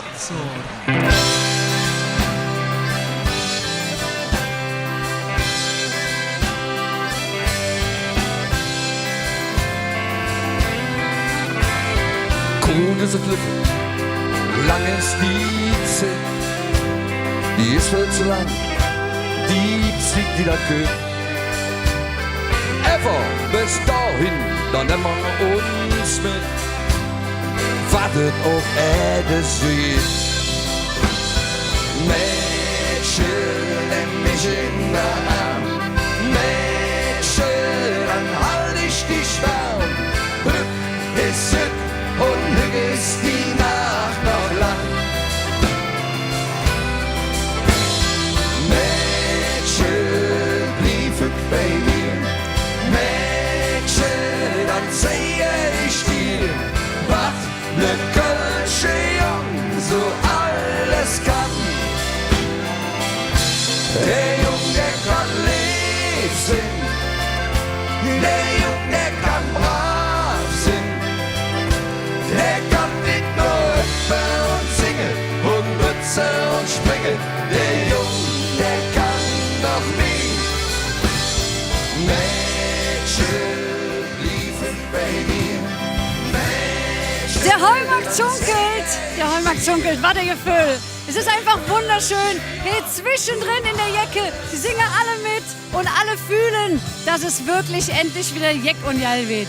Und wir haben gerade schon eine Info bekommen, unsere Trümmelchen-Aktion von der Svenja von #WDR-Jeck, die läuft auch richtig auf Hochtouren. Svenja, komm mal kurz zu mir, wir haben ein sensationelles Video bekommen. Ja, guck mal hier. Warte mal, wir zeigen mal. Das ist mein Highlight. Schaut mal, hier hat sich jemand richtig Mühe gegeben und hat den Kochtopf rausgeholt und haut fleißig drauf.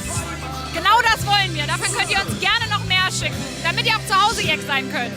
Und wie gesagt, ihr könnt einfach nehmen, was ihr wollt. Das muss kein Kochtopf sein. Das kann alles sein. Und schön laut dabei singen, damit wir hier auch ein bisschen Spaß mit diesen Videos bekommen. Aber wir machen uns da gar keine Sorgen. WDR-Jeck taggen. WDR-Jeck müsst ihr verlinken und dann reposten wir euch. Okay, das ist auch extrem wichtig. Und jetzt zeigen wir nochmal die Jacken. Geht in die Shot! Dann sehe ich. Ne Kölsche Jung so alles kann. Der Jung, der kann lieb sein,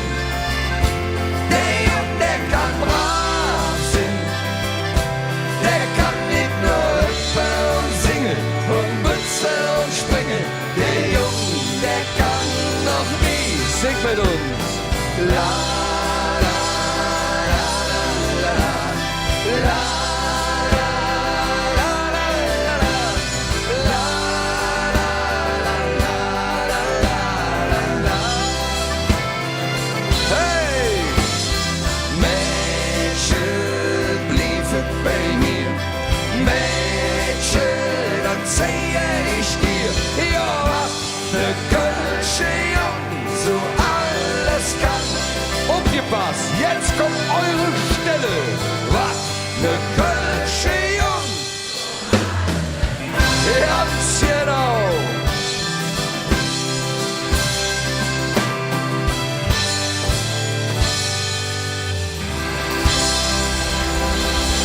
Vielen Dank.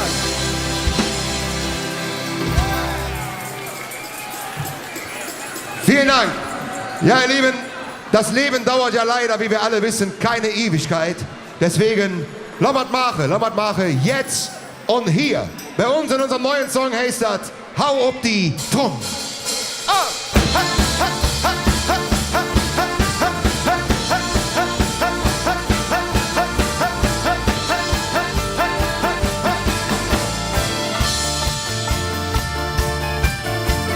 Schon als kleine Fetze, die dem Mami gesagt, Finger aus der Maßjung und setz dich grad. Früh übt sich, wer irgendwann jetzt reden will. Jung, et Level ist kein Spiel. Jetzt bist du Anfang 40 und noch alles voll im Plan. Reihe Hus in Gröne, mit nem Jade hinge dran. Doch manchmal läuft Level anders, als man planen kann. Drin wart nicht und fang an. Hau auf die Trumm. Am besten denk wieder an das, was morgen geht.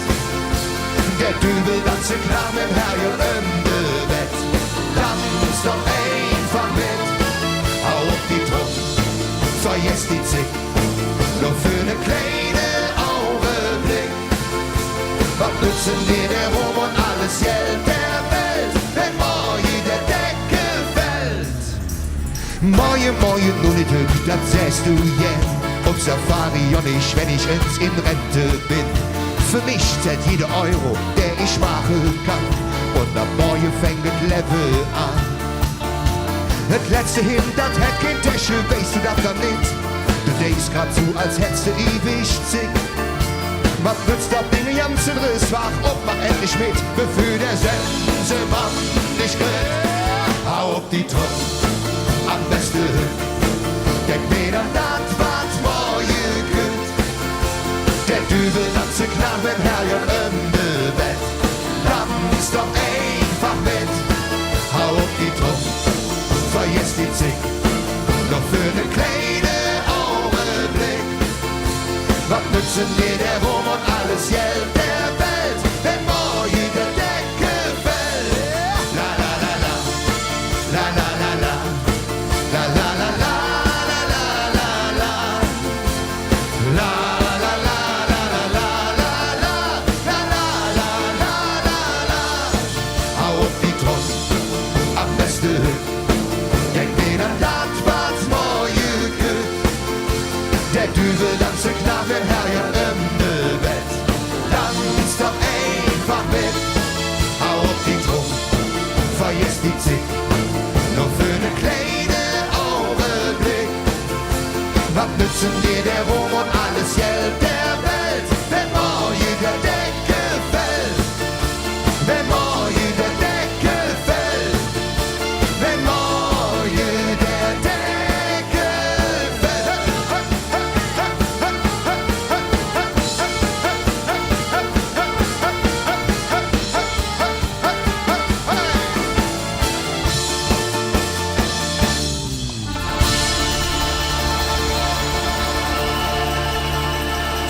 Und jetzt machen wir das Ganze mit euch zusammen.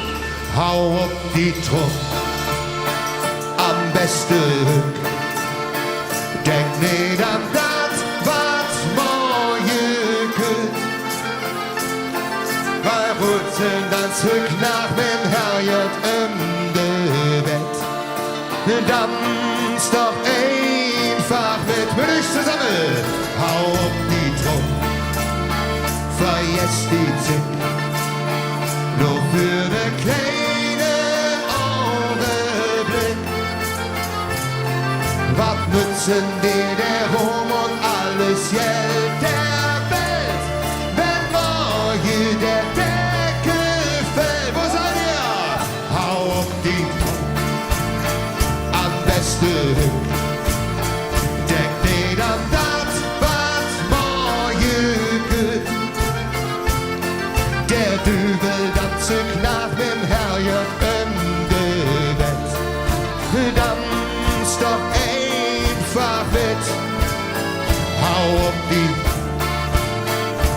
Fiesti zick. Nur für ne kleine. Jawohl!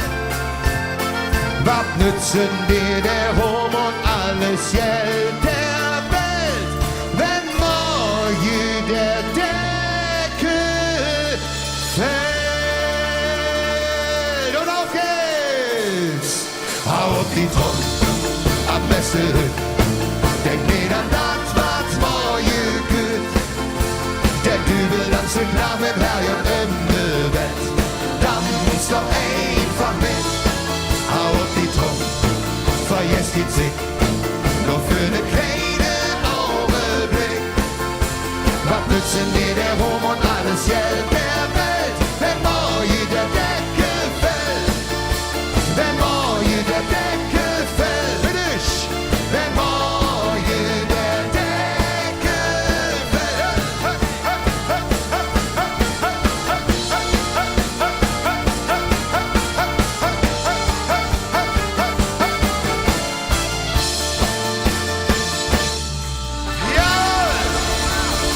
Das habt ihr super gemacht, Dankeschön!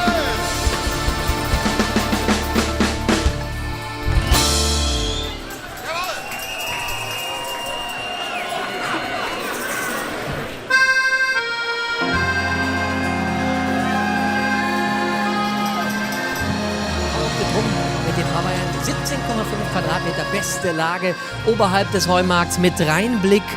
Das kostet normal 1800 warm. Ich habe Besuch bekommen, Gott sei Dank, von einer Frau. Farblich passen wir beide nicht so gut zusammen. Dafür verstehen wir uns sehr gut. Sie hat mehrere Podcasts mit Jürgen Banger zusammen, Midlife Party. Dann gibt es einen mit Frau Feller und Frau Janke. Frau Janke, doch, genau. Ja. Und sie kommt eigentlich aus Münster. Ich freue mich trotzdem, dass sie da ist. Lisa Feller. Hallo Guido, ich freue mich sehr über die Einladung. Und ich habe vorhin gerade noch gedacht, ich komme zwar aus Münster, aber ich bin ja in Düsseldorf aufgewachsen. Es wird immer schlimmer, aber 2 mal Minus ergibt ja Plus und deswegen bin ich trotzdem reingekommen. Du wirkst aber sehr entspannt. Jetzt erzähl uns doch mal allen mal, es gucken ja viele heute in Westfalen auch zu. Was ist der Unterschied am 11.11. zwischen Köln und Münster? Also erstmal natürlich die Sprache. Ja, das ist klar, der Westfale zieht die Vokale. Und ansonsten muss ich sagen, Karl Dall hat ja mal über Münster gesagt, Münster ist so langweilig, da fliegen die Tauben zum Kacken nach Dortmund. Und das ist eine Unverschämtheit, weil das nicht stimmt. Das ist super da. Ich muss mal eine Lanze brechen dafür. Aber hier ist es natürlich auch super. Ich bin hier angekommen und sofort prallt der Frohsinn auf einen. Also ich sag mal, wem hier das Herz nicht aufgeht, der hat keins. Vor allem wird ja jeder gegrüßt. Ja. Grüß dich, auch wenn man sie nicht kennt. Sagst du, oh, Entschuldigung, vergrüßt und es geht weiter. Ja. Also wir haben heute gelernt, der Westfale zieht die Vokale und wir Kölner ziehen durch die Lokale. Das ist der Unterschied. Der neue Karnevalshit ist fertig. So einfach geht das manchmal. Ja. Du bist ja nicht nur erfolgreiche Comedian und moderierst im WDR.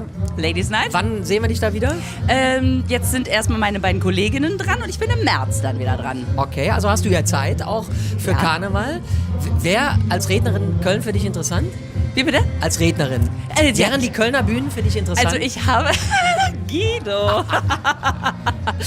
Klar! Ich habe ja mal einen kleinen Ausflug gemacht und man hat ja immer so Respekt, weil es so viele Gerüchte gibt, dass Karneval, es ist so schlimm und dann kommst du dahin und ich sag mal, diese Begeisterung, die man bei einer Karnevalsveranstaltung hat, das ist ja absurd, da wirst du ja nachher auf Händen durch die Stadt getragen, Feiertage werden nach dir benannt, wo ich so dachte, boah, das hat schon Bock gemacht, muss ich sagen. Okay, also wir warten mal ab. Wir reden gleich nochmal. Wenn die Kamera aus ist wahrscheinlich erst, ne? Aber ich versuche die Lisa ein bisschen zu motivieren, weil es gibt leider wenig Frauen in Köln auf der Bühne. Auch heute.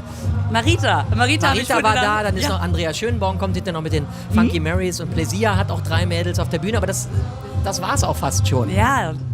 Bring dich doch mal durch. Also Bock macht's auf jeden Fall, vor allem, was ich so super finde. Man kommt hier lang und sofort fliegen einem so viele Herzchen zu. Das ist so nett. So sind wir nun mal hier in der Domstadt. Dein Programm, mit dem du gerade auf Tour bist, heißt Ich komme jetzt öfter. Ich komme jetzt öfter. Das könnte auch das Motto ja dann für den Karneval sein. Ich bin dann öfter mal in Köln.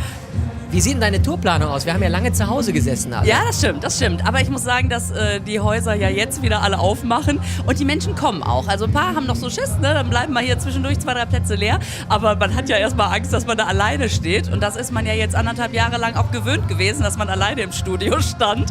Und der Kameramann, der den Text jetzt zum 3. Mal hört, schon so ein bisschen gelangweilt geguckt hat. Und jetzt inzwischen sind da wieder Leute, mit denen man endlich mal wieder so eine Verbindung eingehen kann. Das ist schon sehr schön. Also ich bin jetzt noch bis Weihnachten und dann im Frühjahr mit dem Programm auf Tour und dann nächstes Jahr kommt ein neues Programm.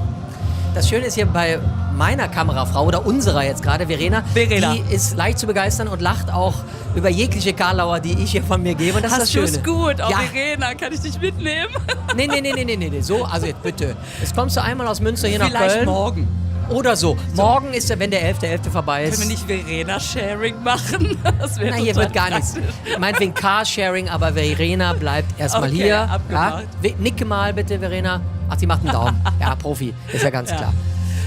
Dein Kostüm, wie würdest du das jetzt heute nennen? Das ist vor allen Dingen viel Glitzer. Ich liebe ja Paillette und Glitzer und dachte, wie kann ich das unterbringen? Überall. Und dann habe ich einfach gedacht, eine kleine Paillette schlägt die Brücke zur großen Paillette und es ist halt einfach bunt. Aber du musst dich warm anziehen. Also Warum? jetzt, ja, weil es kalt draußen Ach so. ist. Und du siehst ja hier, wenn du mal rausschaust, dass der Jack in Köln gerne sich warm anzieht, gerade am 11.11. Also da ja, weil die auch so schnell nicht nach Hause gehen wollen. Also die sind ja alle so, die können ja bis heute Nacht hier noch stehen und sind warm. Da muss ich mir gleich noch mal ein bisschen, vielleicht hole ich mir noch ich bin an einem Braunbären vorbeigekommen. Das ist auch noch eine gute Idee. Ein Tiger hat mir sehr freundlich zugewinkt. Ja, mal gucken, was ich mir da noch rausziehe. Tiere suchen ein Zuhause. Ich habe gleich noch was für dich. Du kriegst den offiziellen Sessionsschal von mir. Oh, wie schön. Der ist warm und bunt und hat sogar so ein kleines Taschenfächlein, wo man Schlüsselgeld und sonst irgendwas reinpacken kann. Wie praktisch. Finde ich auch. Pavaya magst du? Was sind deine Lieblingsmusiker im Kölner Karneval? Also Casalla, muss ich sagen, sind meine absoluten Herzensmusiker, weil gerade mein Sohn die auch das ganze Jahr über hört. Bei uns ist einfach das ganze Jahr über Session. Hier Lev Marie ist tatsächlich auch auf der Liste. Wenn der jetzt zugucken würde, der ist ja brav in der Schule, der würde sagen, Mama, das ist doch mein Lass uns Lied. mal, komm, wir gehen mal ganz kurz auf die Bühne, sind gleich mit der Lisa wieder da. Lev Marie.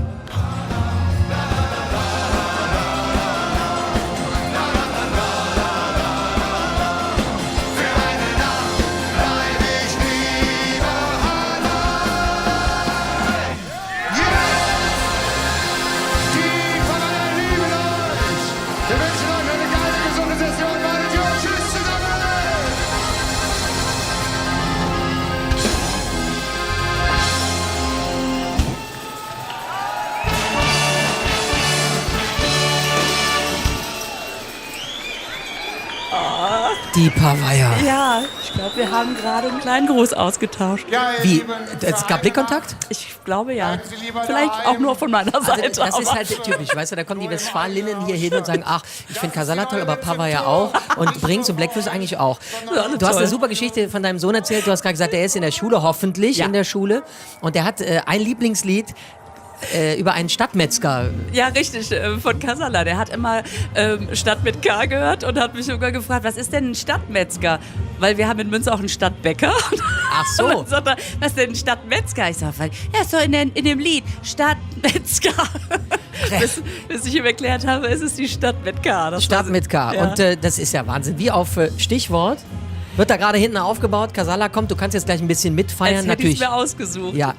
Am 17. Juni wird Casalla endlich das große Konzert im Rhein-Energie-Stadion spielen. Seit 2 Jahren warten die Jungs da drauf. Ich hab Zeit. Ja.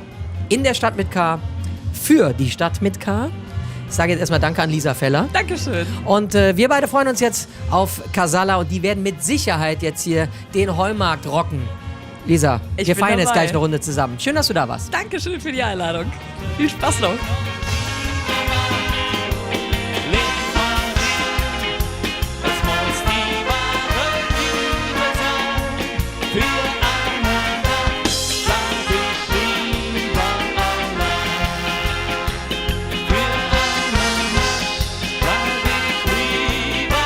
Wir sind jetzt mal hier Backstage, weil wir möchten natürlich dem Fernsehzuschauer auch mal zeigen, was so hinter diesem ganzen Geschehen steckt. Und genau im Hintergrund, das könnt ihr schon mal sehen, guck mal, Da sind die ganzen Bandtourbusse, die hier geparkt werden. Das ist ein ganz ausgeklügeltes System und wie ihr seht, alles in sehr bunten, fröhlichen Farben, nämlich schwarz.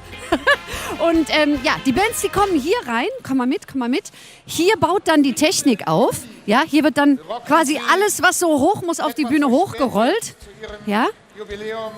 Und hier geht es dann tatsächlich auf die Bühne nachher. Das sind dann immer so die letzten Sekunden, die voller Spannung sind. Das Adrenalin steigt ins Unermessliche und dann geht es auf die Bühne und dann wird man auf das Volk losgelassen. Komm jetzt aber nochmal mit. Wir wollen nämlich auch mal zeigen, mit einigen Vorurteilen, die es ja im Karneval gibt, es geht nur um Alkohol, wollen wir auch mal aufräumen, wie gesund sich nämlich eigentlich die Künstler hier ernähren, beziehungsweise was hier alles für die Künstler bereitgestellt wird, dass man auch gesund bleibt. Komm mal mit. Soll ich schneller? So. Hier sammeln sich dann auch die Künstler, ja, bevor sie auf die Bühne dort gehen oder eben den anderen Weg nutzen. Und jetzt zeige ich euch mal, wie gesund es tatsächlich ist. So, hier haben wir noch die Maske. Der ein oder andere muss sich noch ein bisschen verschönern lassen. Die meisten haben es aber nicht nötig. Vor allem nicht die Pavaya. Nee, natürlich nicht. Ne, Sven, du musst nicht in die Maske extra, ne? Nein, ich bin nicht so schminkempfänglich. Du bist ja naturschön, das ist das ja. Ne? So, gehen wir mal schnell weiter. So. Und wenn ihr hier mal gucken wollt, was früher Kölsch Schabau war, das ist heute Ingwertee, ja, und Kaffee. Und für die ganz Harten gibt es dann auch ein anderes Getränk, was so ein bisschen wach macht. Ja, also was soll ich sagen? Der ein oder andere hat gedacht, hier ist richtig Party. Das stimmt, aber dann doch eher gesund als ungesund. So, und die sich jetzt hier auf der Bühne befinden, die haben sich auch noch mal gerade hier kurz gestärkt. Und gucken wir mal, ob die jetzt auch richtig Gas geben können. Also, wir gehen zurück zur Bühne. Bis später.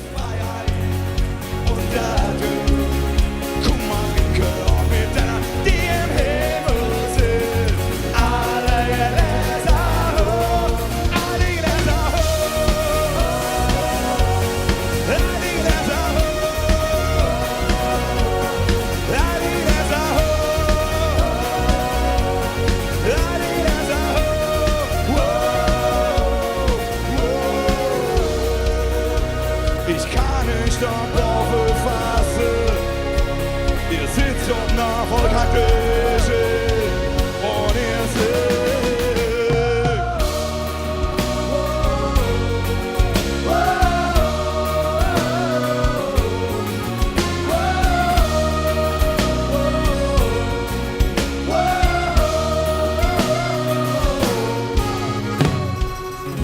Einen wunderschönen 11.11. Heumarkt!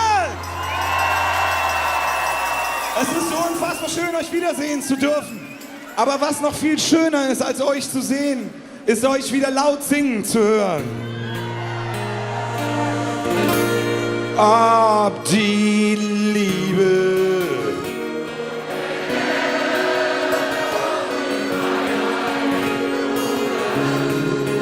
komm mal, trink auch mit deiner, die im Himmel sind. Auf die Liebe und den Leben, auf die Freiheit und dadurch. Guck mal, trinke auch mit einer, die im Himmel sind. Alle Läser auf die Liebe und den Leben, auf die Freiheit und dadurch. Guck mal, trinke auch mit einer, die im Himmel sind.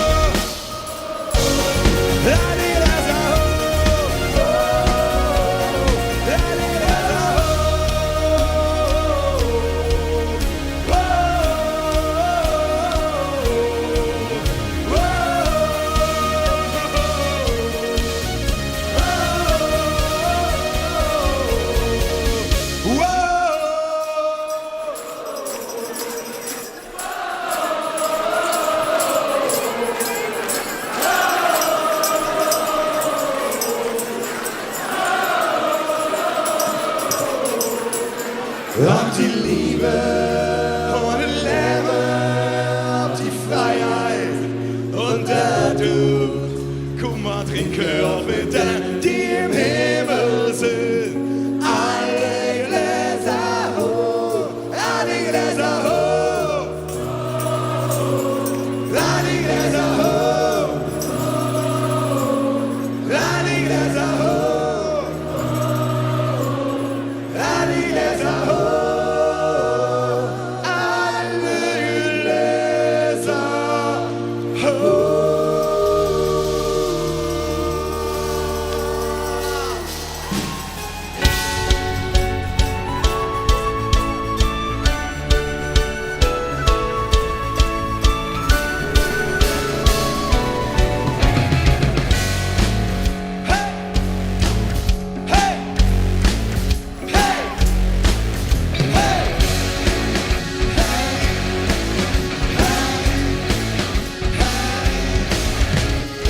Hochgeschätzte Damen und Herren, liebe Mädchen und Junge, wir sahen eure Gesichter und hörten eure engelsgleichen Stimmen. Jetzt müssten wir kurz was für die Durchblutung tun und uns einmal ganz kurz eure Arme ausleihen. Ja, wedelt ruhig schwer mit den Fingern. Ist kein Ding, bekommt ihr sofort wieder.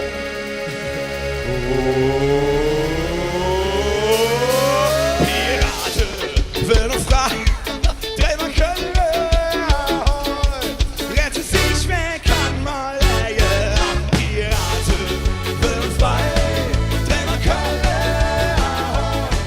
und er tut der Kopf ab und auf, eine gute Parnasse. Hey yo, hey yo, hey yo, hey yo. Und noch einmal jetzt 12.000 Seelen, ganz alleine. Pirate.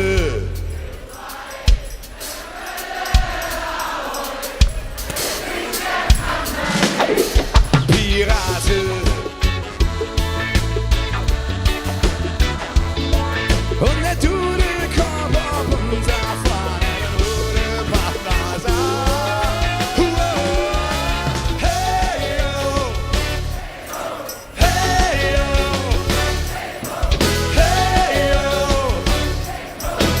hey yo,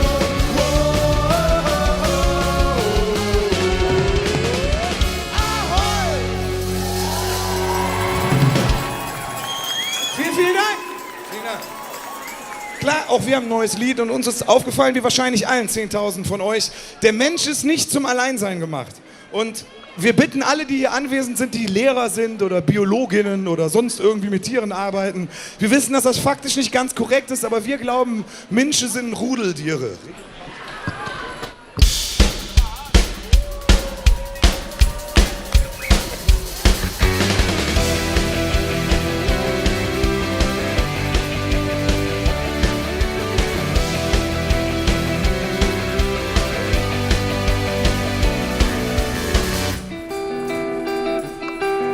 Ich frag mich oft einer, der sich fühlt, genau wie ich. Ein Puzzlestück, das sich vorverzog. Wo sind die, wo ich hingehöre? Die ganz allein genauso friere. Mein Horde, mein Rudel und mein Krug. Die ohne Freude mit mir springen, mit mir die gleichen Lieder singen. Das spüre, was ich spüre, kann mich irgendeiner hören. Wo sind all die Rudeltiere, die, wo ich dazu gehöre? Ist da einer, sind da viele, die mit mir den Monat hüten? Wo sind all die Rudeltiere?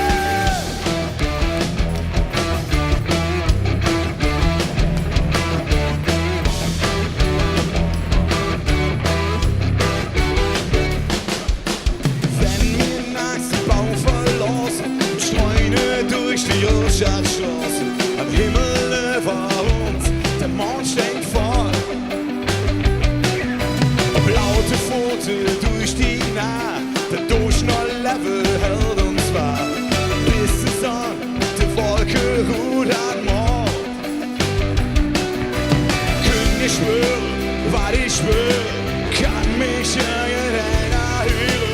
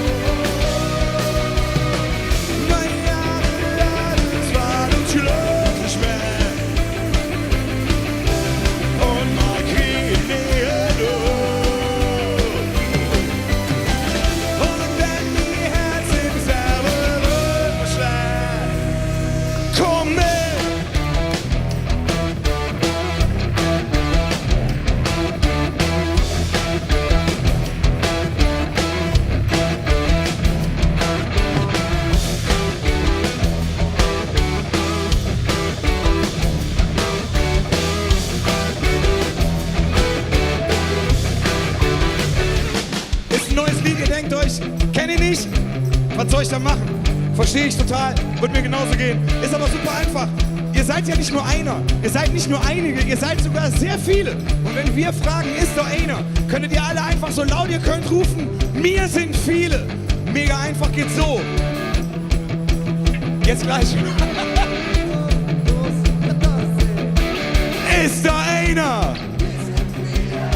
Ohne dass der Florian mich stört. Ist da einer? Oh ja, genau so. Wo sind Alming-Rudeltiere? Ist da einer? Wo sind Alming-Rudeltiere? Ist da einer?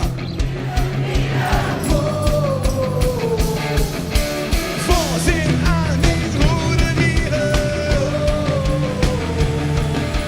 Ist da einer?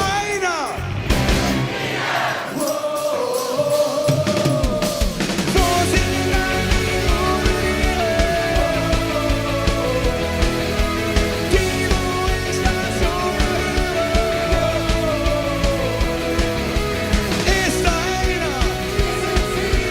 Die mit mir der Monat reden. Wo sind Alming-Rudeltiere? Die, wo ich das so höre. Ist da einer? Die mit mir der Monat reden. Wo sind Alming-Rudeltiere?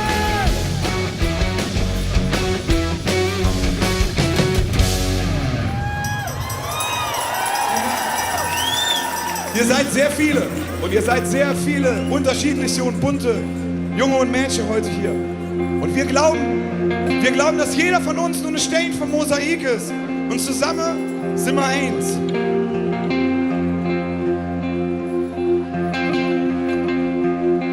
Von der Südkurve bis zum Nordkreuz und vom Plätschbach zum Tradel.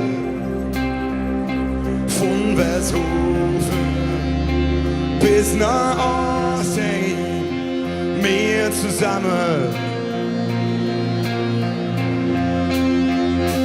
Wir sind Myra und Girone, Ruderfunk und schwarzes Schaf, Banker, Bischof, Straßenmädchen. Wir sind bunt und wir sind eins. Wir sind Arschu und Satori, Städte, Küch und Flettebuch. Und Stadt ist dreckig, laut und hektisch, doch unterm Stau des See ist Jahres. Der Heder schlägt uns Herz vom Anfang bis zuletzt.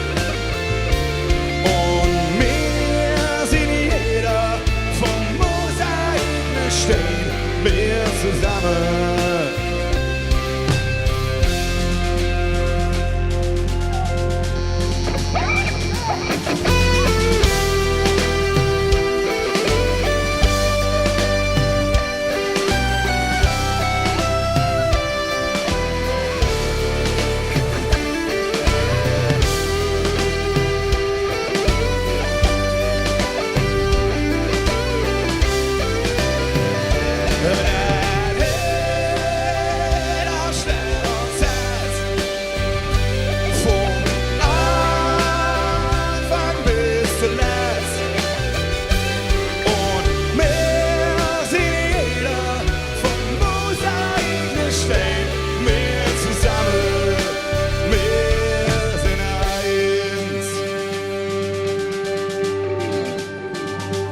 Von der Südkurve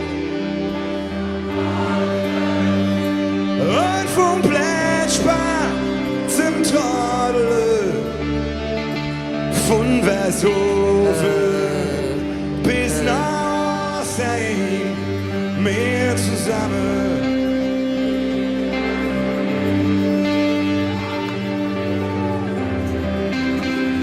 Wir sind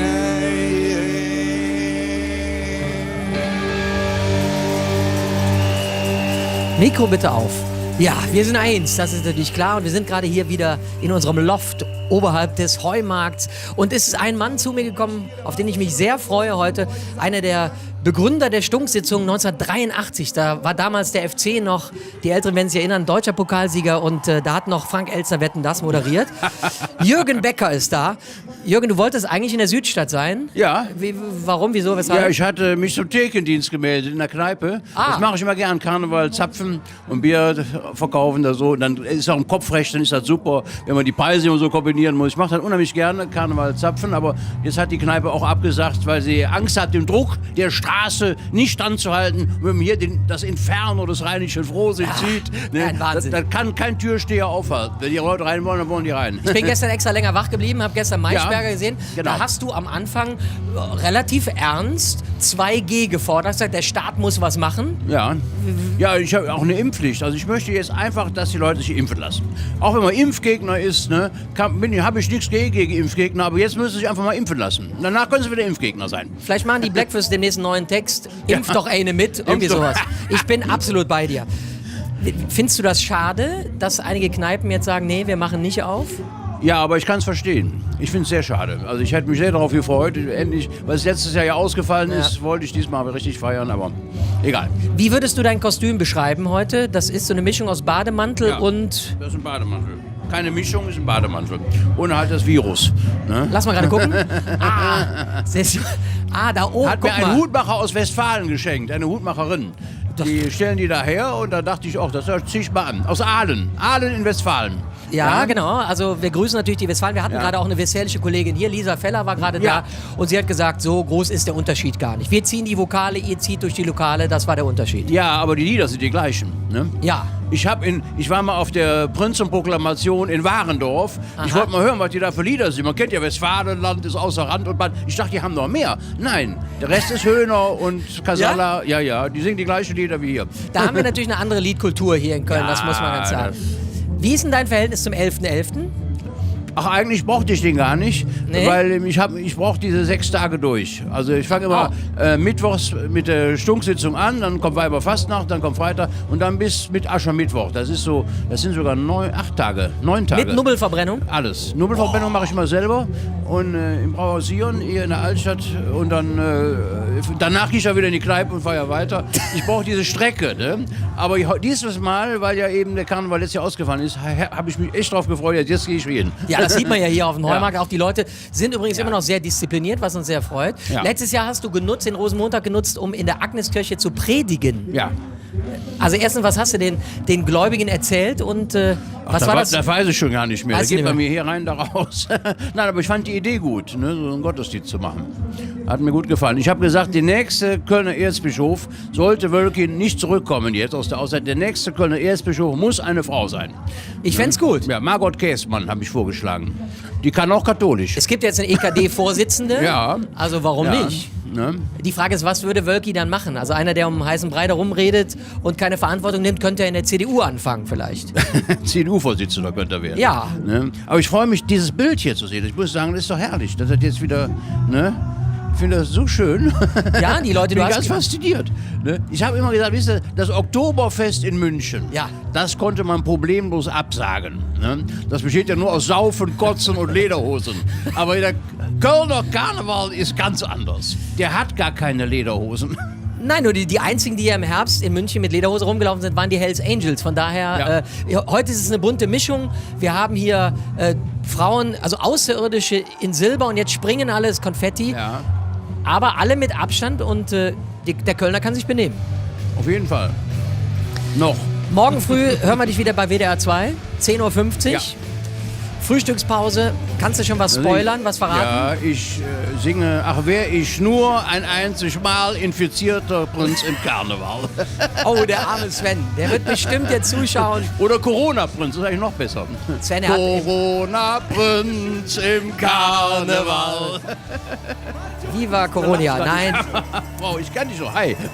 Das ist die bestgelaunte Kamerafrau, die wir im WDR haben. Das müssten Sie mal sehen. Ja, wir können leider... Ja, du kannst dich jetzt nicht selber filmen. Ich könnte das übernehmen, das wären aber keine schönen Bilder. 30 Jahre hast du Mitternachtsspitzen gemacht, hast das letztes Jahr abgegeben. Und Christoph Siebern, bist unterwegs gerade mit deinem Programm. Die Ursache liegt in der Zukunft. Ja. Welche Themen greifst du auf? Ja, weil die Menschen sich dauernd um ihre Zukunft sorgen, versauen sie die Zukunft. Das ist ja das Problem. So ein Bär zum Beispiel. Ne? Ein normaler Bär. Ja, ein normaler Bär. Wenn dem kalt ist, da plant er ja für die Zukunft keine Heizung. Viel CO2-Ausstoß oder so. Das macht ein Bär nicht. Der legt sich einfach gemütlich hin und pennt ein paar Monate. In der Natur nennt man das, oder in der Biologie, Hibernation. In Köln heißt das Stadtverwaltung. Gott sei Dank war Frau Reker, unsere Oberbürgermeisterin, schon hier. Ich habe Ja? die vorhin noch gefragt, wie viel arbeiten eigentlich bei der Stadt Köln? Hat die gesagt, naja, ungefähr die Hälfte. Also, kommt das selber raus. Man kann dich live sehen, du bist ja auch wieder, nehme ich an, unterwegs. Jetzt Ja, auch? ja. Bis Ende des Jahres? Ja. Ja, immer. Auch nächstes immer. Jahr wieder. Wenn Corona es zulässt, spiele ich gerne. Kommst du ohne Fernsehen gut klar? Ja. Auf jeden Fall. Das war Ich für habe dich jetzt 28 Jahre gemacht, ne, und jetzt mache ich halt weiter nur noch live. Das ist auch schön. Ich würde dich ja gerne nochmal überreden, dass du Rosenmontag nach Köln kommst. Aber da hast du eine andere Verpflichtung Ja, meistens. ich bin ja in Köln, aber abends. Ja, das meinte ich. Ich fahre immer gerne nach Düsseldorf. Ja. Die machen einen tollen Zug. Und ich Jacques Tilly macht tolle Wagen. Ja, macht ganz tolle Wagen. Das hätten die Kölner auch gerne, das weiß Das ich. stimmt. Ja, wir versuchen ihn immer abzuwerben, aber er ist doch sehr heimattreu. Sehr kritisch und sehr Ja. scharf, aber... Genau. Aber ich muss auch mal sagen, dass sie hier alle so schön feiern. Ne? Man muss immer mal sagen, Corona und Karneval passt zusammen. Das geht. Ne? Wer hat denn das Virus nach Deutschland gebracht? Die Karnevalisten nicht. In Köln jedenfalls nicht. Nein. Nein, es waren die Karnevalsflüchtlinge, die abgehauen sind zum Ja, Skilaufen nach Ischgl. Ischgl. Die Unglaublich. Funblocker, die Spaßbremsen, die waren es schuld. Wären die alle zu Hause geblieben, hätten Karneval gefeiert, hätte sich das Virus hier gar nicht ausbreiten können in Deutschland. Gut, Heinsberg. Kappensitzung in Heinsberg. Ist Aber aber wer fast fährt schon denn schon Holland. dahin zu feiern? Hör mal. Bist du wieder unterwegs in deinem Fädelszug? Gehst du mit wieder? Nee, diesmal nicht. Nee. Die Schule, mit der ich das gemacht Ja. habe, hat zugemacht inzwischen. Und deswegen gibt es das Projekt nicht mehr. Schade Ja. eigentlich. Also sollte jetzt jemand zuschauen, der sagt, Mensch, Jürgen Becker, irgendwo in einem Fädelszug, den laden wir gerne mal ein. Wir werden die Anfragen weiterreichen Ja, okay. an dich auf jeden Danke. Fall. Ja. Wir feiern jetzt hier gleich noch ein bisschen weiter, aber jetzt gleich wird es aktuell. Heute kommt noch Lauterbach in die Sendung. Ich habe Ja. eine Schalte um ungefähr 14 Uhr. Hast du noch eine Frage, die ich ihm stellen könnte? Nein, aber ich habe immer so beobachtet, der redet immer von einer totalen Katastrophe. Eine Katastrophe. Jeden Abend, Karl Lauterbach, jeden Abend schlimme Zukunftsaussichten. Ne? Da sag ich mir manchmal, ich glaube, der Karl Lauterbach, der guckt nach Feierabend noch heimlich Horrorfilme, um mal ein bisschen heile Welt zu sehen. Das ist auf jeden Fall der Mann, der letztes Jahr die meisten Sendeminuten im Fernsehen hatte. Ja.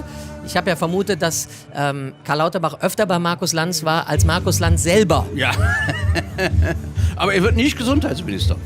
Habe ich vernommen aus der SPD. Die SPD will das nicht. Echt nicht? Nee. Ich werde ihn. Soll ich ihn fragen? Ja, fahren mal. Warum er nicht Gesundheitsminister wird. Ich glaube, seine eigenen Parteikollegen wollen das nicht. Das kann ich mir fast gar nicht vorstellen. Ist tragisch, ne? Ja, für ihn auf jeden Fall. Ja. Gut, aber ja, das werde ich Wer gleich weiß, machen. wer Ich werde weiß. sagen, schönen Gruß von Jürgen Becker. Ja. Und wie sieht's denn aus? Ist das schon das Kostüm Gesundheitsminister? Gestern war es, glaube ich, ein Polunder, den er getragen hat. Ja. Okay, ich bin gespannt. Ja, wir gehen jetzt ab. Der 11.11. ist in Köln natürlich ein Tag. Hier wird gefeiert, aber im Rest der Welt geht es ganz normal zu. Und es geht jetzt rüber zu Rebecca Werverich, zu WDR aktuell. Und wir feiern in der Zeit weiter. Bis gleich.